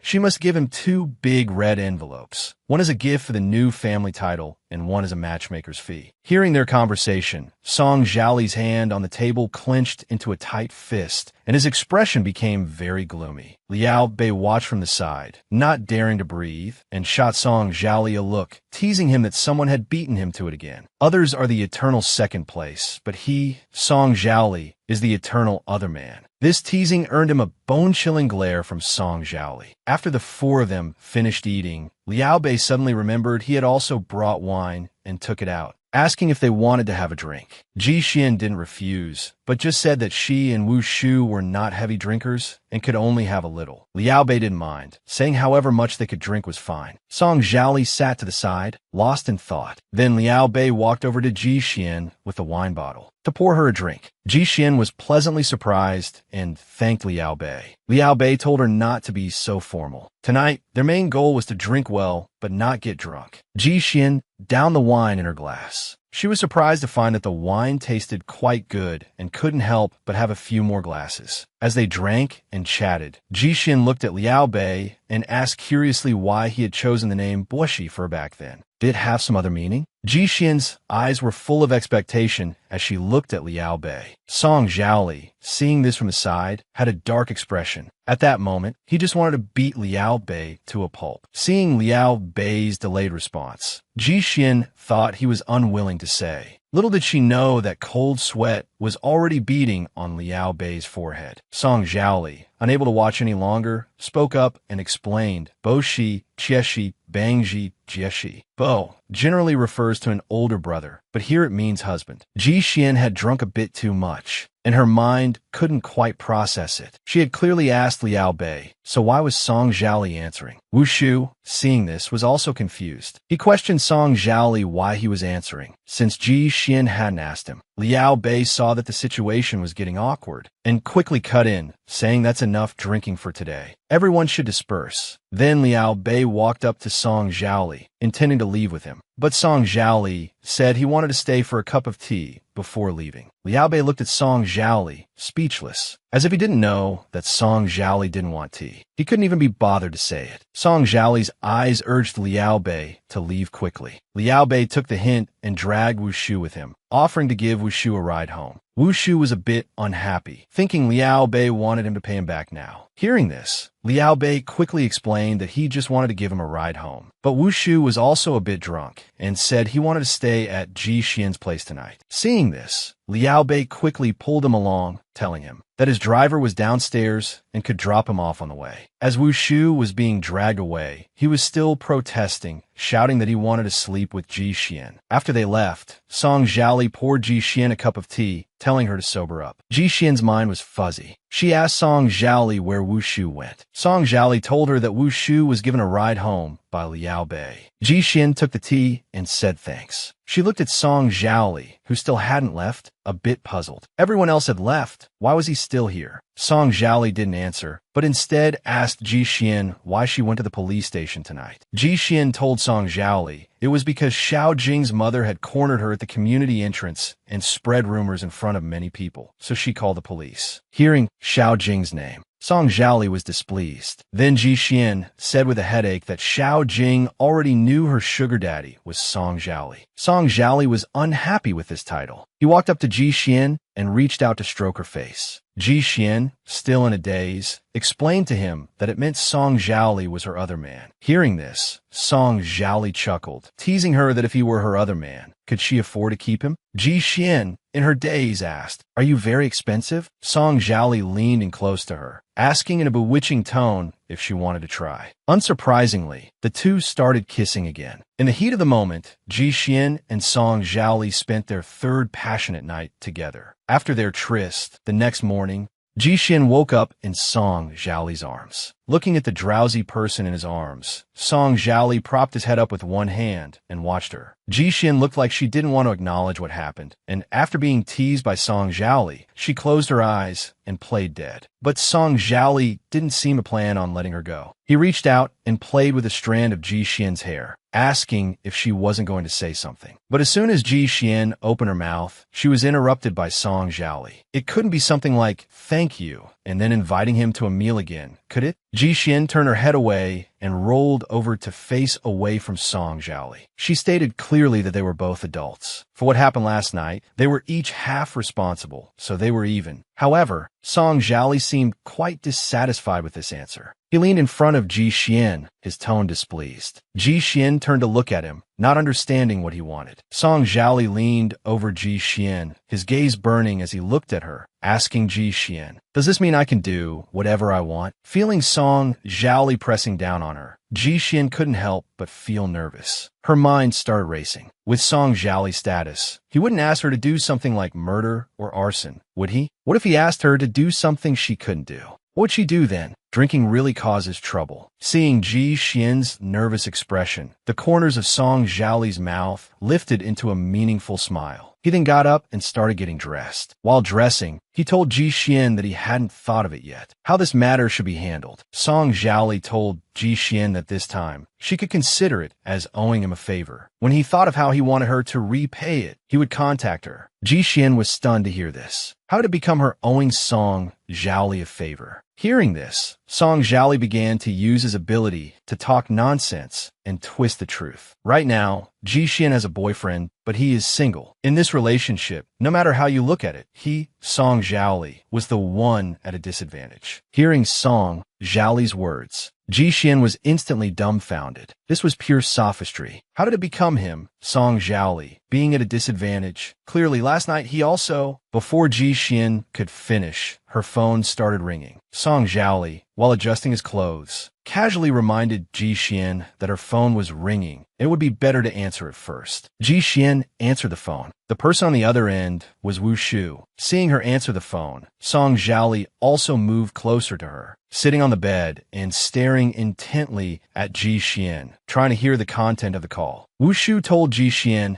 that he had caused trouble again today and was calling her for help. Ji Xian asked Wu Shu what happened. The other party's words made Ji Xian's head spin. Wu Shu had beaten Liao Bei and sent him to the hospital, and Liao Bei was still unconscious. According to the nurse, Liao Bei would probably wake up in about half an hour. Right now, Wu Shu was completely terrified, which was why he called Ji Xian for help. Hearing Wu Shu's words, Ji Xian felt her head spin. She quickly hung up the phone and started to figure out what to do. After all, from Ji Xian's perspective, Liao Bei was still her sponsor, her benefactor. After hanging up, Song Zhaoli leaned in front of Ji Xian and asked with concern what had happened. Ji Xian looked at Song Zhaoli with a guilty expression. After a moment of hesitation, she decided to tell Song Zhaoli that Liao Bei was in the hospital. She asked Song Zhaoli if he wanted to go see him. Song Zhaoli's expression was calm, seemingly not showing much emotional fluctuation over Liao Bei being hospitalized. After all, he still had the energy to flirt with Ji Xian, taking the opportunity to kiss her again. He also told Ji Xian that he would wait for her outside the door and they would go together. Faced with Song Zhaoli's repeated intimate contact, Ji Xian finally realized she clearly wanted to draw a line with Song Zhaoli. So how did they become more and more entangled? Soon, Ji Xian got dressed and ready. Then she went out the door. When Song Zhaoli saw Ji Xian, his eyes lit up. But Ji Xian didn't seem to want much contact with him and walked straight past Song Zhaoli. Song Zhaoli followed behind Ji Xian, raising an eyebrow slightly at her back. He knew Ji Xian all too well. This attitude of hers clearly meant she wanted to draw a line with him again. Thinking of this, Song Zhaoli couldn't help but feel displeased. The look he gave Ji Xian became complicated. Ji Xian walked ahead of Song Zhaoli, feeling the gloomy gaze from behind her, and couldn't help but feel a bit guilty. The two soon arrived at the hospital. They found Liao Bei's hospital room. At this time, Liao Bei had already woken up, but he was still in a daze. His head was wrapped in bandages, and his arm was in a cast. It was clear that Wu Shu hadn't held back. Liao Bei looked at Ji Xian, who was smiling awkwardly in front of him, his mind still a bit fuzzy. Ji Xian looked at Liao Bei, also feeling awkward. Just after greeting Liao Bei, Wu Shu threw himself into Ji Xian's arms. He had finally been waiting for Ji Xian to arrive. Otherwise, he wouldn't have known what to do. He never expected Liao Bei to be so fragile. He had only hit him lightly a couple of times, and the man actually broke a bone. Just after complaining, Wu Shu saw Song Zhaoli following behind Ji Xian. He was so scared he jumped. He never expected Song Zhaoli to be here. He quickly began to explain to Song Zhaoli that he didn't mean to hit Liao Bei. Then, as if realizing something, Wu Shu pulled Ji Xian aside and asked her why she came with Song Zhaoli again. As soon as he finished speaking, Wu Shu immediately realized that the two must have done that kind of thing again. For a moment, he didn't know what to say. What was going on with these two? Ji Xian stammered and told Wu Shu that last night she didn't think too much and it just happened naturally. Wu Shu was a bit puzzled and asked Ji Xian if she was really going to be with Song Zhaoli. Hearing this, Ji Xian didn't answer, but changed the subject, asking Wu Shu what exactly happened. Wu Shu told Ji Xian that it was all an accident. Last night, Liao Bei insisted on walking him upstairs. He thought Liao Bei had improper intentions towards him, so he directly gave Liao Bei a shoulder throw, followed by a couple of light kicks. And that's how Liao Bei ended up like this. At this moment, Song Zhaoli was standing by Liao Bei's hospital bed. Looking at Liao Bei's condition, he couldn't help but tease him, asking if he was really just beaten up and not in a car accident. Liao Bei was so angry at Song Zhaoli's teasing that he wailed that he was heartless. He was already in this state, and Song Zhaoli was still joking with him. Ji Xian looked at Liao Bei on the hospital bed, and then looked helplessly at Wu Shu. So this was what he called lightly. Hearing this, Wu Shu looked a bit guilty. Then Wu Shu looked at Liao Bei and bowed in apology. He shouldn't have been so heavy-handed last night. He hoped Liao Bei would be magnanimous and not hold it against him. Hearing this, Liao Bei turned his head away, not wanting to acknowledge Wu Shu at all. Then Ji Xian placed a card on the bedside table, telling Liao Bei there was money in the card, but because it was sudden, it might not be enough for the medical fees. She and Wu Shu would definitely make up the rest later. And Wu Shu had already recognized his mistake and was willing to make amends. She hoped he could be lenient and forgive Wu Shu. Song Zhaoli also spoke up to help Wu Shu. Liao Bei still didn't give a response. Then Song Zhaoli walked up to Ji Xian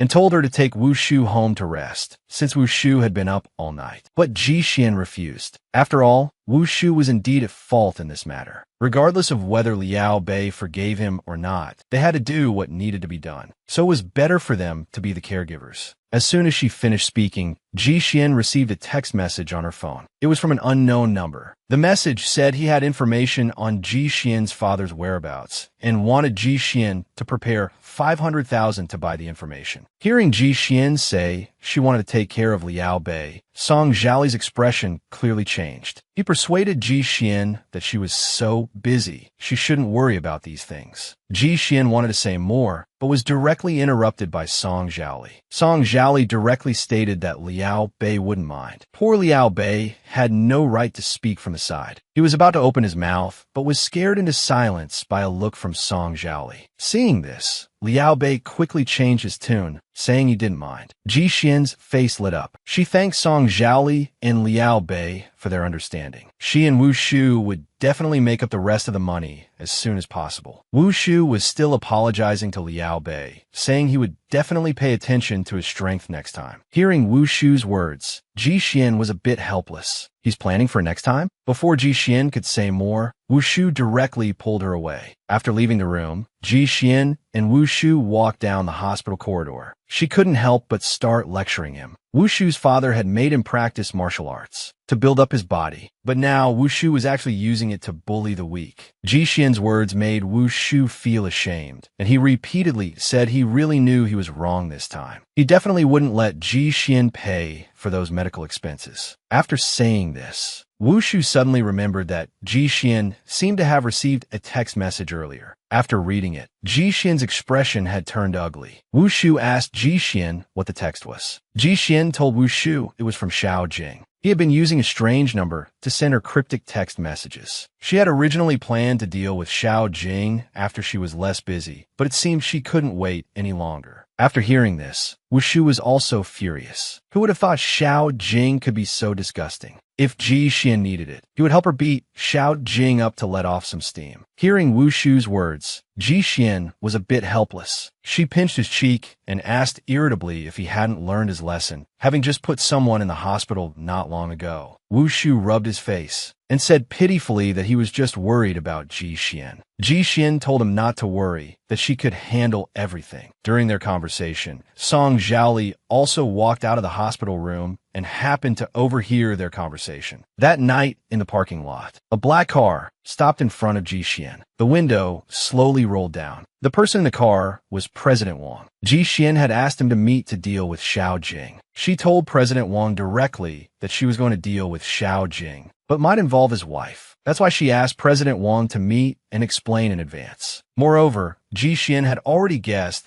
that with President Wang's connections and methods, Xiao Jing could no longer establish himself in Qingqing. Hearing this, President Wang became curious. Wanted to know how Ji Xian planned to deal with Xiao Jing. Ji Xian told President Wang that she planned to go to Xiao Jing's hometown and stir up some trouble to cut off his retreat. Hearing Ji Xian's words, President Wang was rather surprised. After all, Ji Xian was a young woman and a leader in her company. Making such a scene would inevitably be embarrassing. But Ji Xian wasn't afraid. This was what Xiao Jing deserved. Even if there was retribution, it wouldn't fall on her. Hearing Ji Xian's words, President Wang couldn't say much more. He just told her to go ahead and do it. Anyway, he was already preparing for divorce proceedings. Then, as if unintentionally, President Wang casually asked why she didn't ask Song Zhaoli for help. To this, Ji Xian replied that her relationship with Song Zhaoli wasn't that close. After that, Ji Xian left without looking back. Back in her car, Ji Xian felt a bit baffled, not knowing why President Wang suddenly mentioned Song Zhaoli. But now is not the time to dwell on it. Stabilizing Xiao Jing was the top priority. Then, Ji Xian sent a text to Xiao Jing, asking if he really knew. Xiao Jing naturally replied that he did. Then Ji Xian told him that 500,000 was not a small sum, and she needed 2 days to prepare it. Xiao Jing easily took the bait and readily agreed. After sending the message, Ji Xian rested her head on the steering wheel. She never thought she would one day do something like this. But to deal with someone like Xiao Jing, the best way was to make all the dirty things he did widely known. Ji Xian remembered when she first discovered the relationship between Xiao Jing and Mrs. Wang.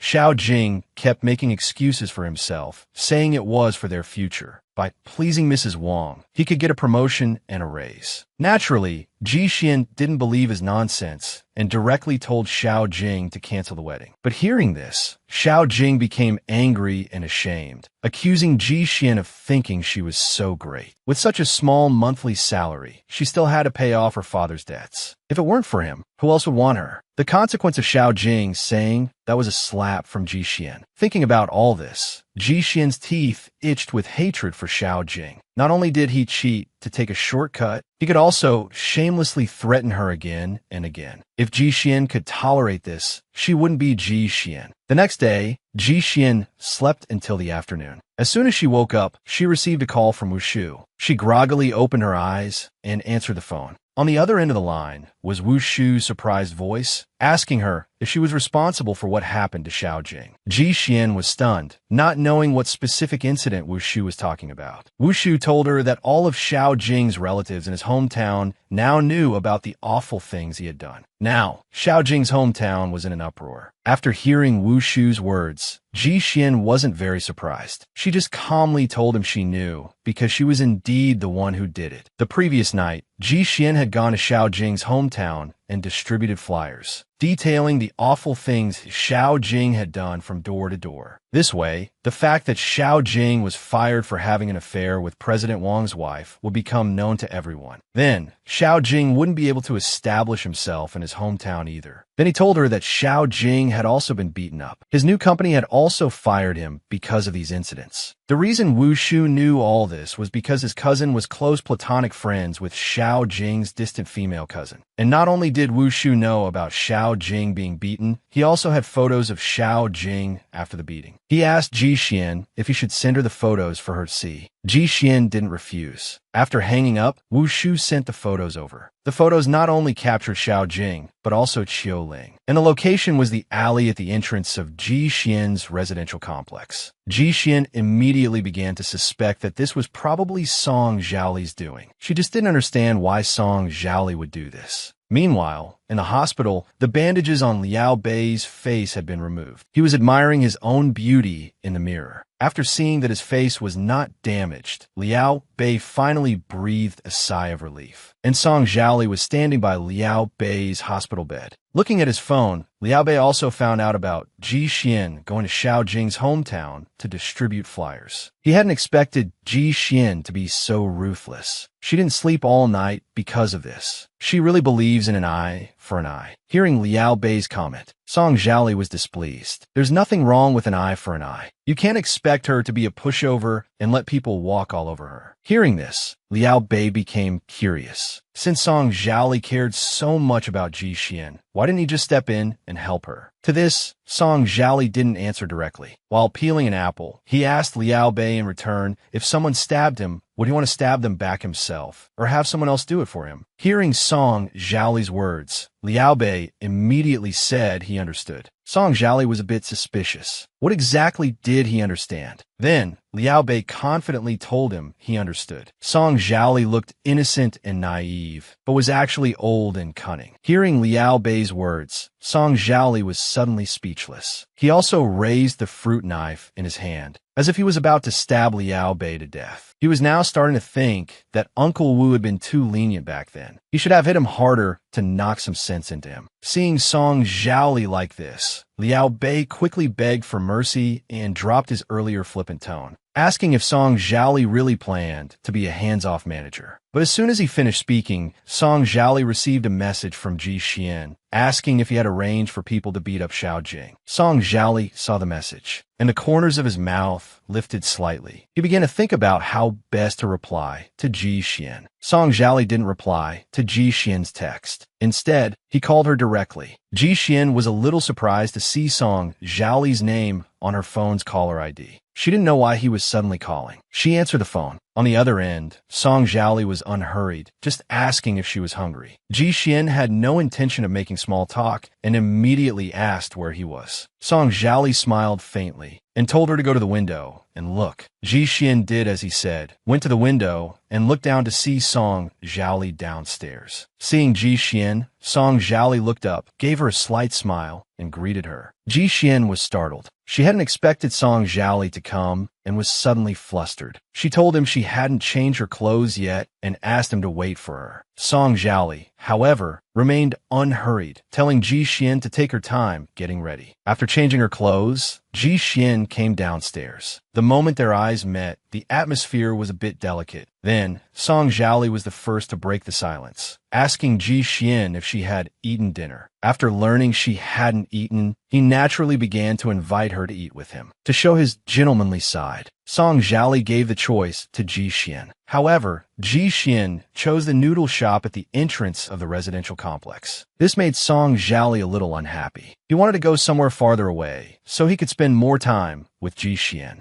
Ji Xian also understood Song Jiali's meaning and told him she just had work to deal with. This put Song Jiali's mind at ease. As long as it wasn't because Ji Xian disliked him, it was fine. However, Song Jiali didn't insist further. Since Ji Xian wanted to go to the noodle shop, then he would accompany her. The noodle shop wasn't far, so the two of them walked there. At this moment, Xiao Ling, sitting there, wanted to cry, but had no tears. After arriving at the noodle shop, Ji Xian ordered the food. She turned to ask Song Jiali if he needed anything else. Then she saw Song Jiali was vigorously wiping the tableware on the table. He also complained, so the conditions at Wansheng are this bad. Ji Xian was a little helpless. She reached out, took Song Jiali's tableware, and started wiping it clean for him. Song Jiali didn't refuse. He sat in his seat, smiling as he looked at Ji Xian, his eyes full of doting affection and gentleness. While preparing the tableware for Song Jiali, Ji Xian got straight to the point, directly asking if Song Jiali had hired someone to beat up Xiao Jing. Song Jiali was frank. Without any concealment, he admitted it directly, and he asked Ji Xian in return if she knew why he did it. Hearing this, Ji Xian's face instantly turned red.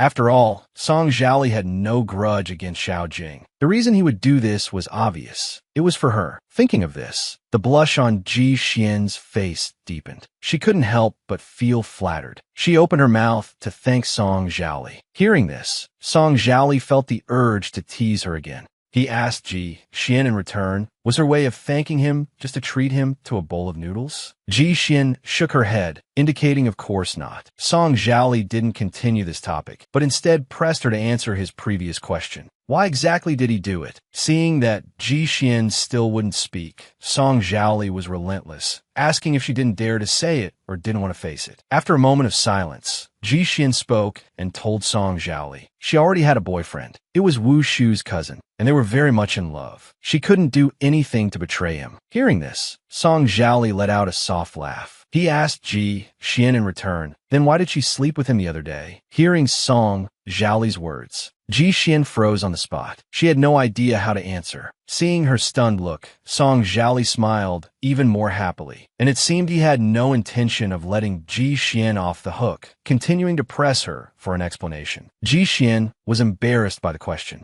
After all, it really wasn't something a respectable person would do. Just when Ji Xian didn't know how to answer, the waiter brought over the noodles they had ordered. Seeing this, Ji Xian let out a long sigh of relief. She was saved at last. But just when Ji Xian thought she was in the clear, the owner's wife suddenly leaned in front of her, asking with a grin if Song Jiali was her boyfriend and that he was very handsome. Hearing this, Ji Xian almost choked on her own saliva. She had to tell the owner's wife that he was her boss. But the owner's wife looked suspicious, clearly not believing Ji Xian's words. She even thought Ji Xian and Song Jiali were playing some kind of role-playing game. In the end, she even gave Ji Xian a discount on her noodles, making it a bit cheaper. Song Jiali also heard the owner's wife's words. His expression was delighted. He seemed very satisfied with her misunderstanding, and he generously offered to pay for the meal. After the two finished eating, Song Jiali paid the bill. But Ji Xian was not happy. She felt that it was agreed she would be the one treating. How did it end up with Song Jiali paying? However, Song Jiali wasn't buying it. He directly stated that he hadn't agreed to anything with Ji Xian. Besides, Ji Xian owed him so many favors. How could a 20 yuan bowl of noodles possibly settle the score? Looking at Song Jiali's tall back, Ji Xian had a thought. Song Jiali couldn't possibly be thinking of making her treat him to another meal, could he? Sure enough, Song Jiali then told Ji Xian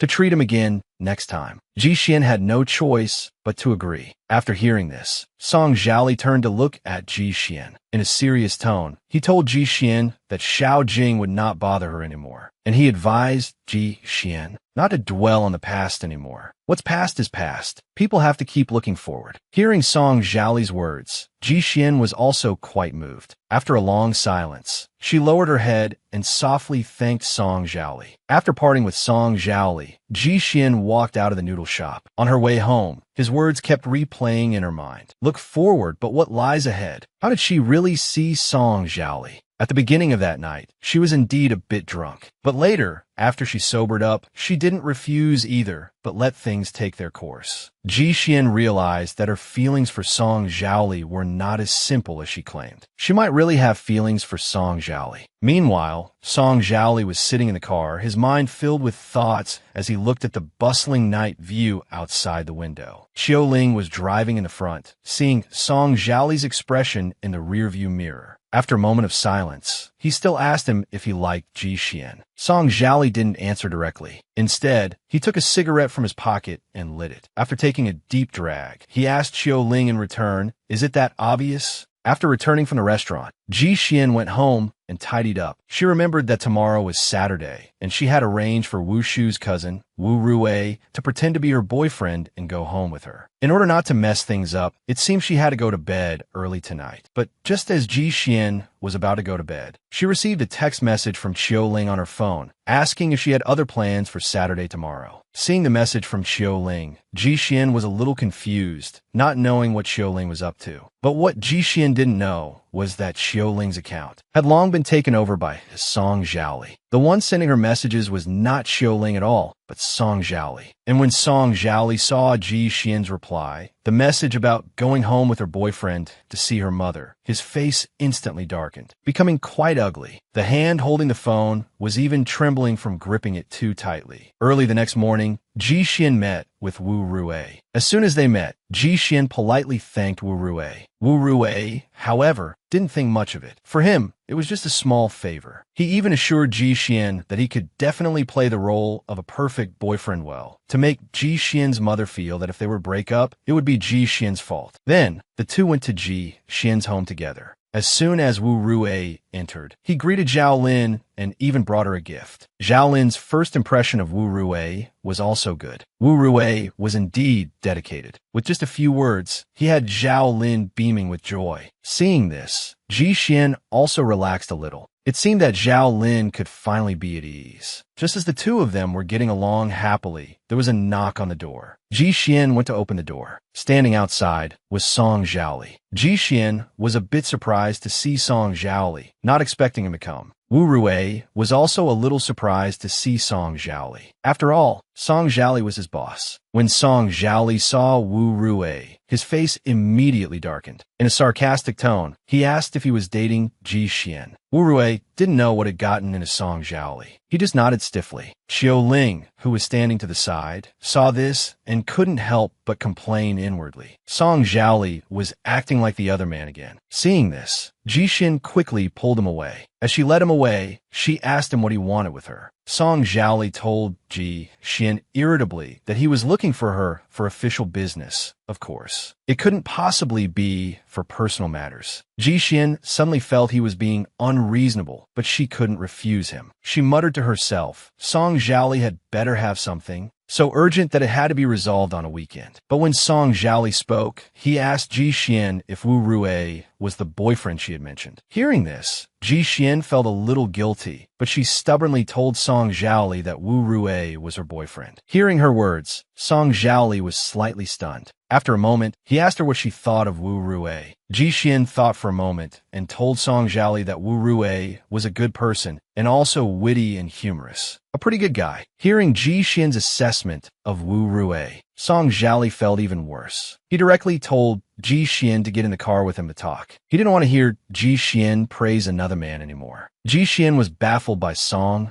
Zhaoli's attitude. It was completely baffling. He was the one who asked first, but now he was the one who was unhappy. After getting into the car with Song Zhaoli, Ji Xian finally asked him what was wrong with the project that was worth him rushing back across the city for. But Song Zhaoli gave an irrelevant answer. He told Ji Xian that the wound on his back had scabbed over. It felt very itchy now, but he couldn't scratch it. After all, it would bleed if he scratched it. It was obvious that Ji Xian didn't understand Song Zhaoli's meaning. She continued to press him about what exactly was wrong with the work. Song Zhaoli had no intention of answering her. Instead, he turned and trapped her between himself and the car seat. Song Zhaoli looked at Ji Xian in front of him, and asked some things. You know you can't touch them, but you can't control the urge to do so. What should you do in that case? At this point, no matter how slow Ji Xian was, she could tell that Song Zhaoli was using a metaphor. However, she wasn't sure if she was overthinking it or not thinking enough. But either way, her answer was the same. Since you know you can't touch it, it's best not to. Hearing this, Song Zhaoli reached out and pinched Ji Xian's chin, his tone becoming playful. He asked her in return if she was trying to persuade him to give up. But what if I just can't control myself? Ji Xian avoided Song Zhaoli's gaze. If you can't control it, the wound will fester. In the end, you'll have to dig the whole thing out. Song Zhaoli listened to Ji Xian's words and mentally labeled her a heartless woman. When Ji Xian returned, her mother Zhao Lin breathed a sigh of relief and asked with concern if Song Zhaoli had given her a hard time. Zhao Lin was very dissatisfied with the fact that Song Zhaoli had come to find Ji Xian for overtime on a weekend. Hearing this, Ji Xian comforted her mother, telling her that he was just an ordinary, inhumane boss. She told Zhao Lin not to worry. Song Zhaoli did indeed talk about work with Ji Xian later, but it was nothing more than nitpicking. He was deliberately making things difficult for Ji Xian, and he demanded that she revise the proposal and give it to him today. Ji Xian apologetically saw Wu Rui off. After all, she still needed to revise the proposal and really had no time to entertain him. Wu Rui, for his part, was very understanding. After all, he understood being berated by the client. In the end, he didn't forget to tease Ji Xian, saying if there was another opportunity like this in the future, he would come again. After seeing Wu Rui off, Ji Xian started working on the proposal, revising it until midnight before she finally finished. Seeing this, Zhao Lin brought out a plate of cut fruit for Ji Xian to eat. As Ji Xian ate the fruit, she noticed her mother's gaze was fixed on her. Feeling it was strange, she asked what was wrong. But Zhao Lin told her it was nothing. She was just feeling a bit emotional. But as soon as Zhao Lin finished speaking, she suddenly started trembling all over, and cold sweat broke out on her forehead. Seeing this, Ji Xian was frantic with worry. She quickly dialed 120 for an ambulance. After making the call, Ji Xian rushed to a neighbor's house for help, only to run into Song Zhaoli again. Seeing the tear-streaked face of Ji Xian before him, Song Zhaoli felt something tug at his heart, a flutter of emotion. After taking Zhao Lin to the hospital, Ji Xian went to ask the doctor what illness her mother had, but ended up getting scolded by the doctor.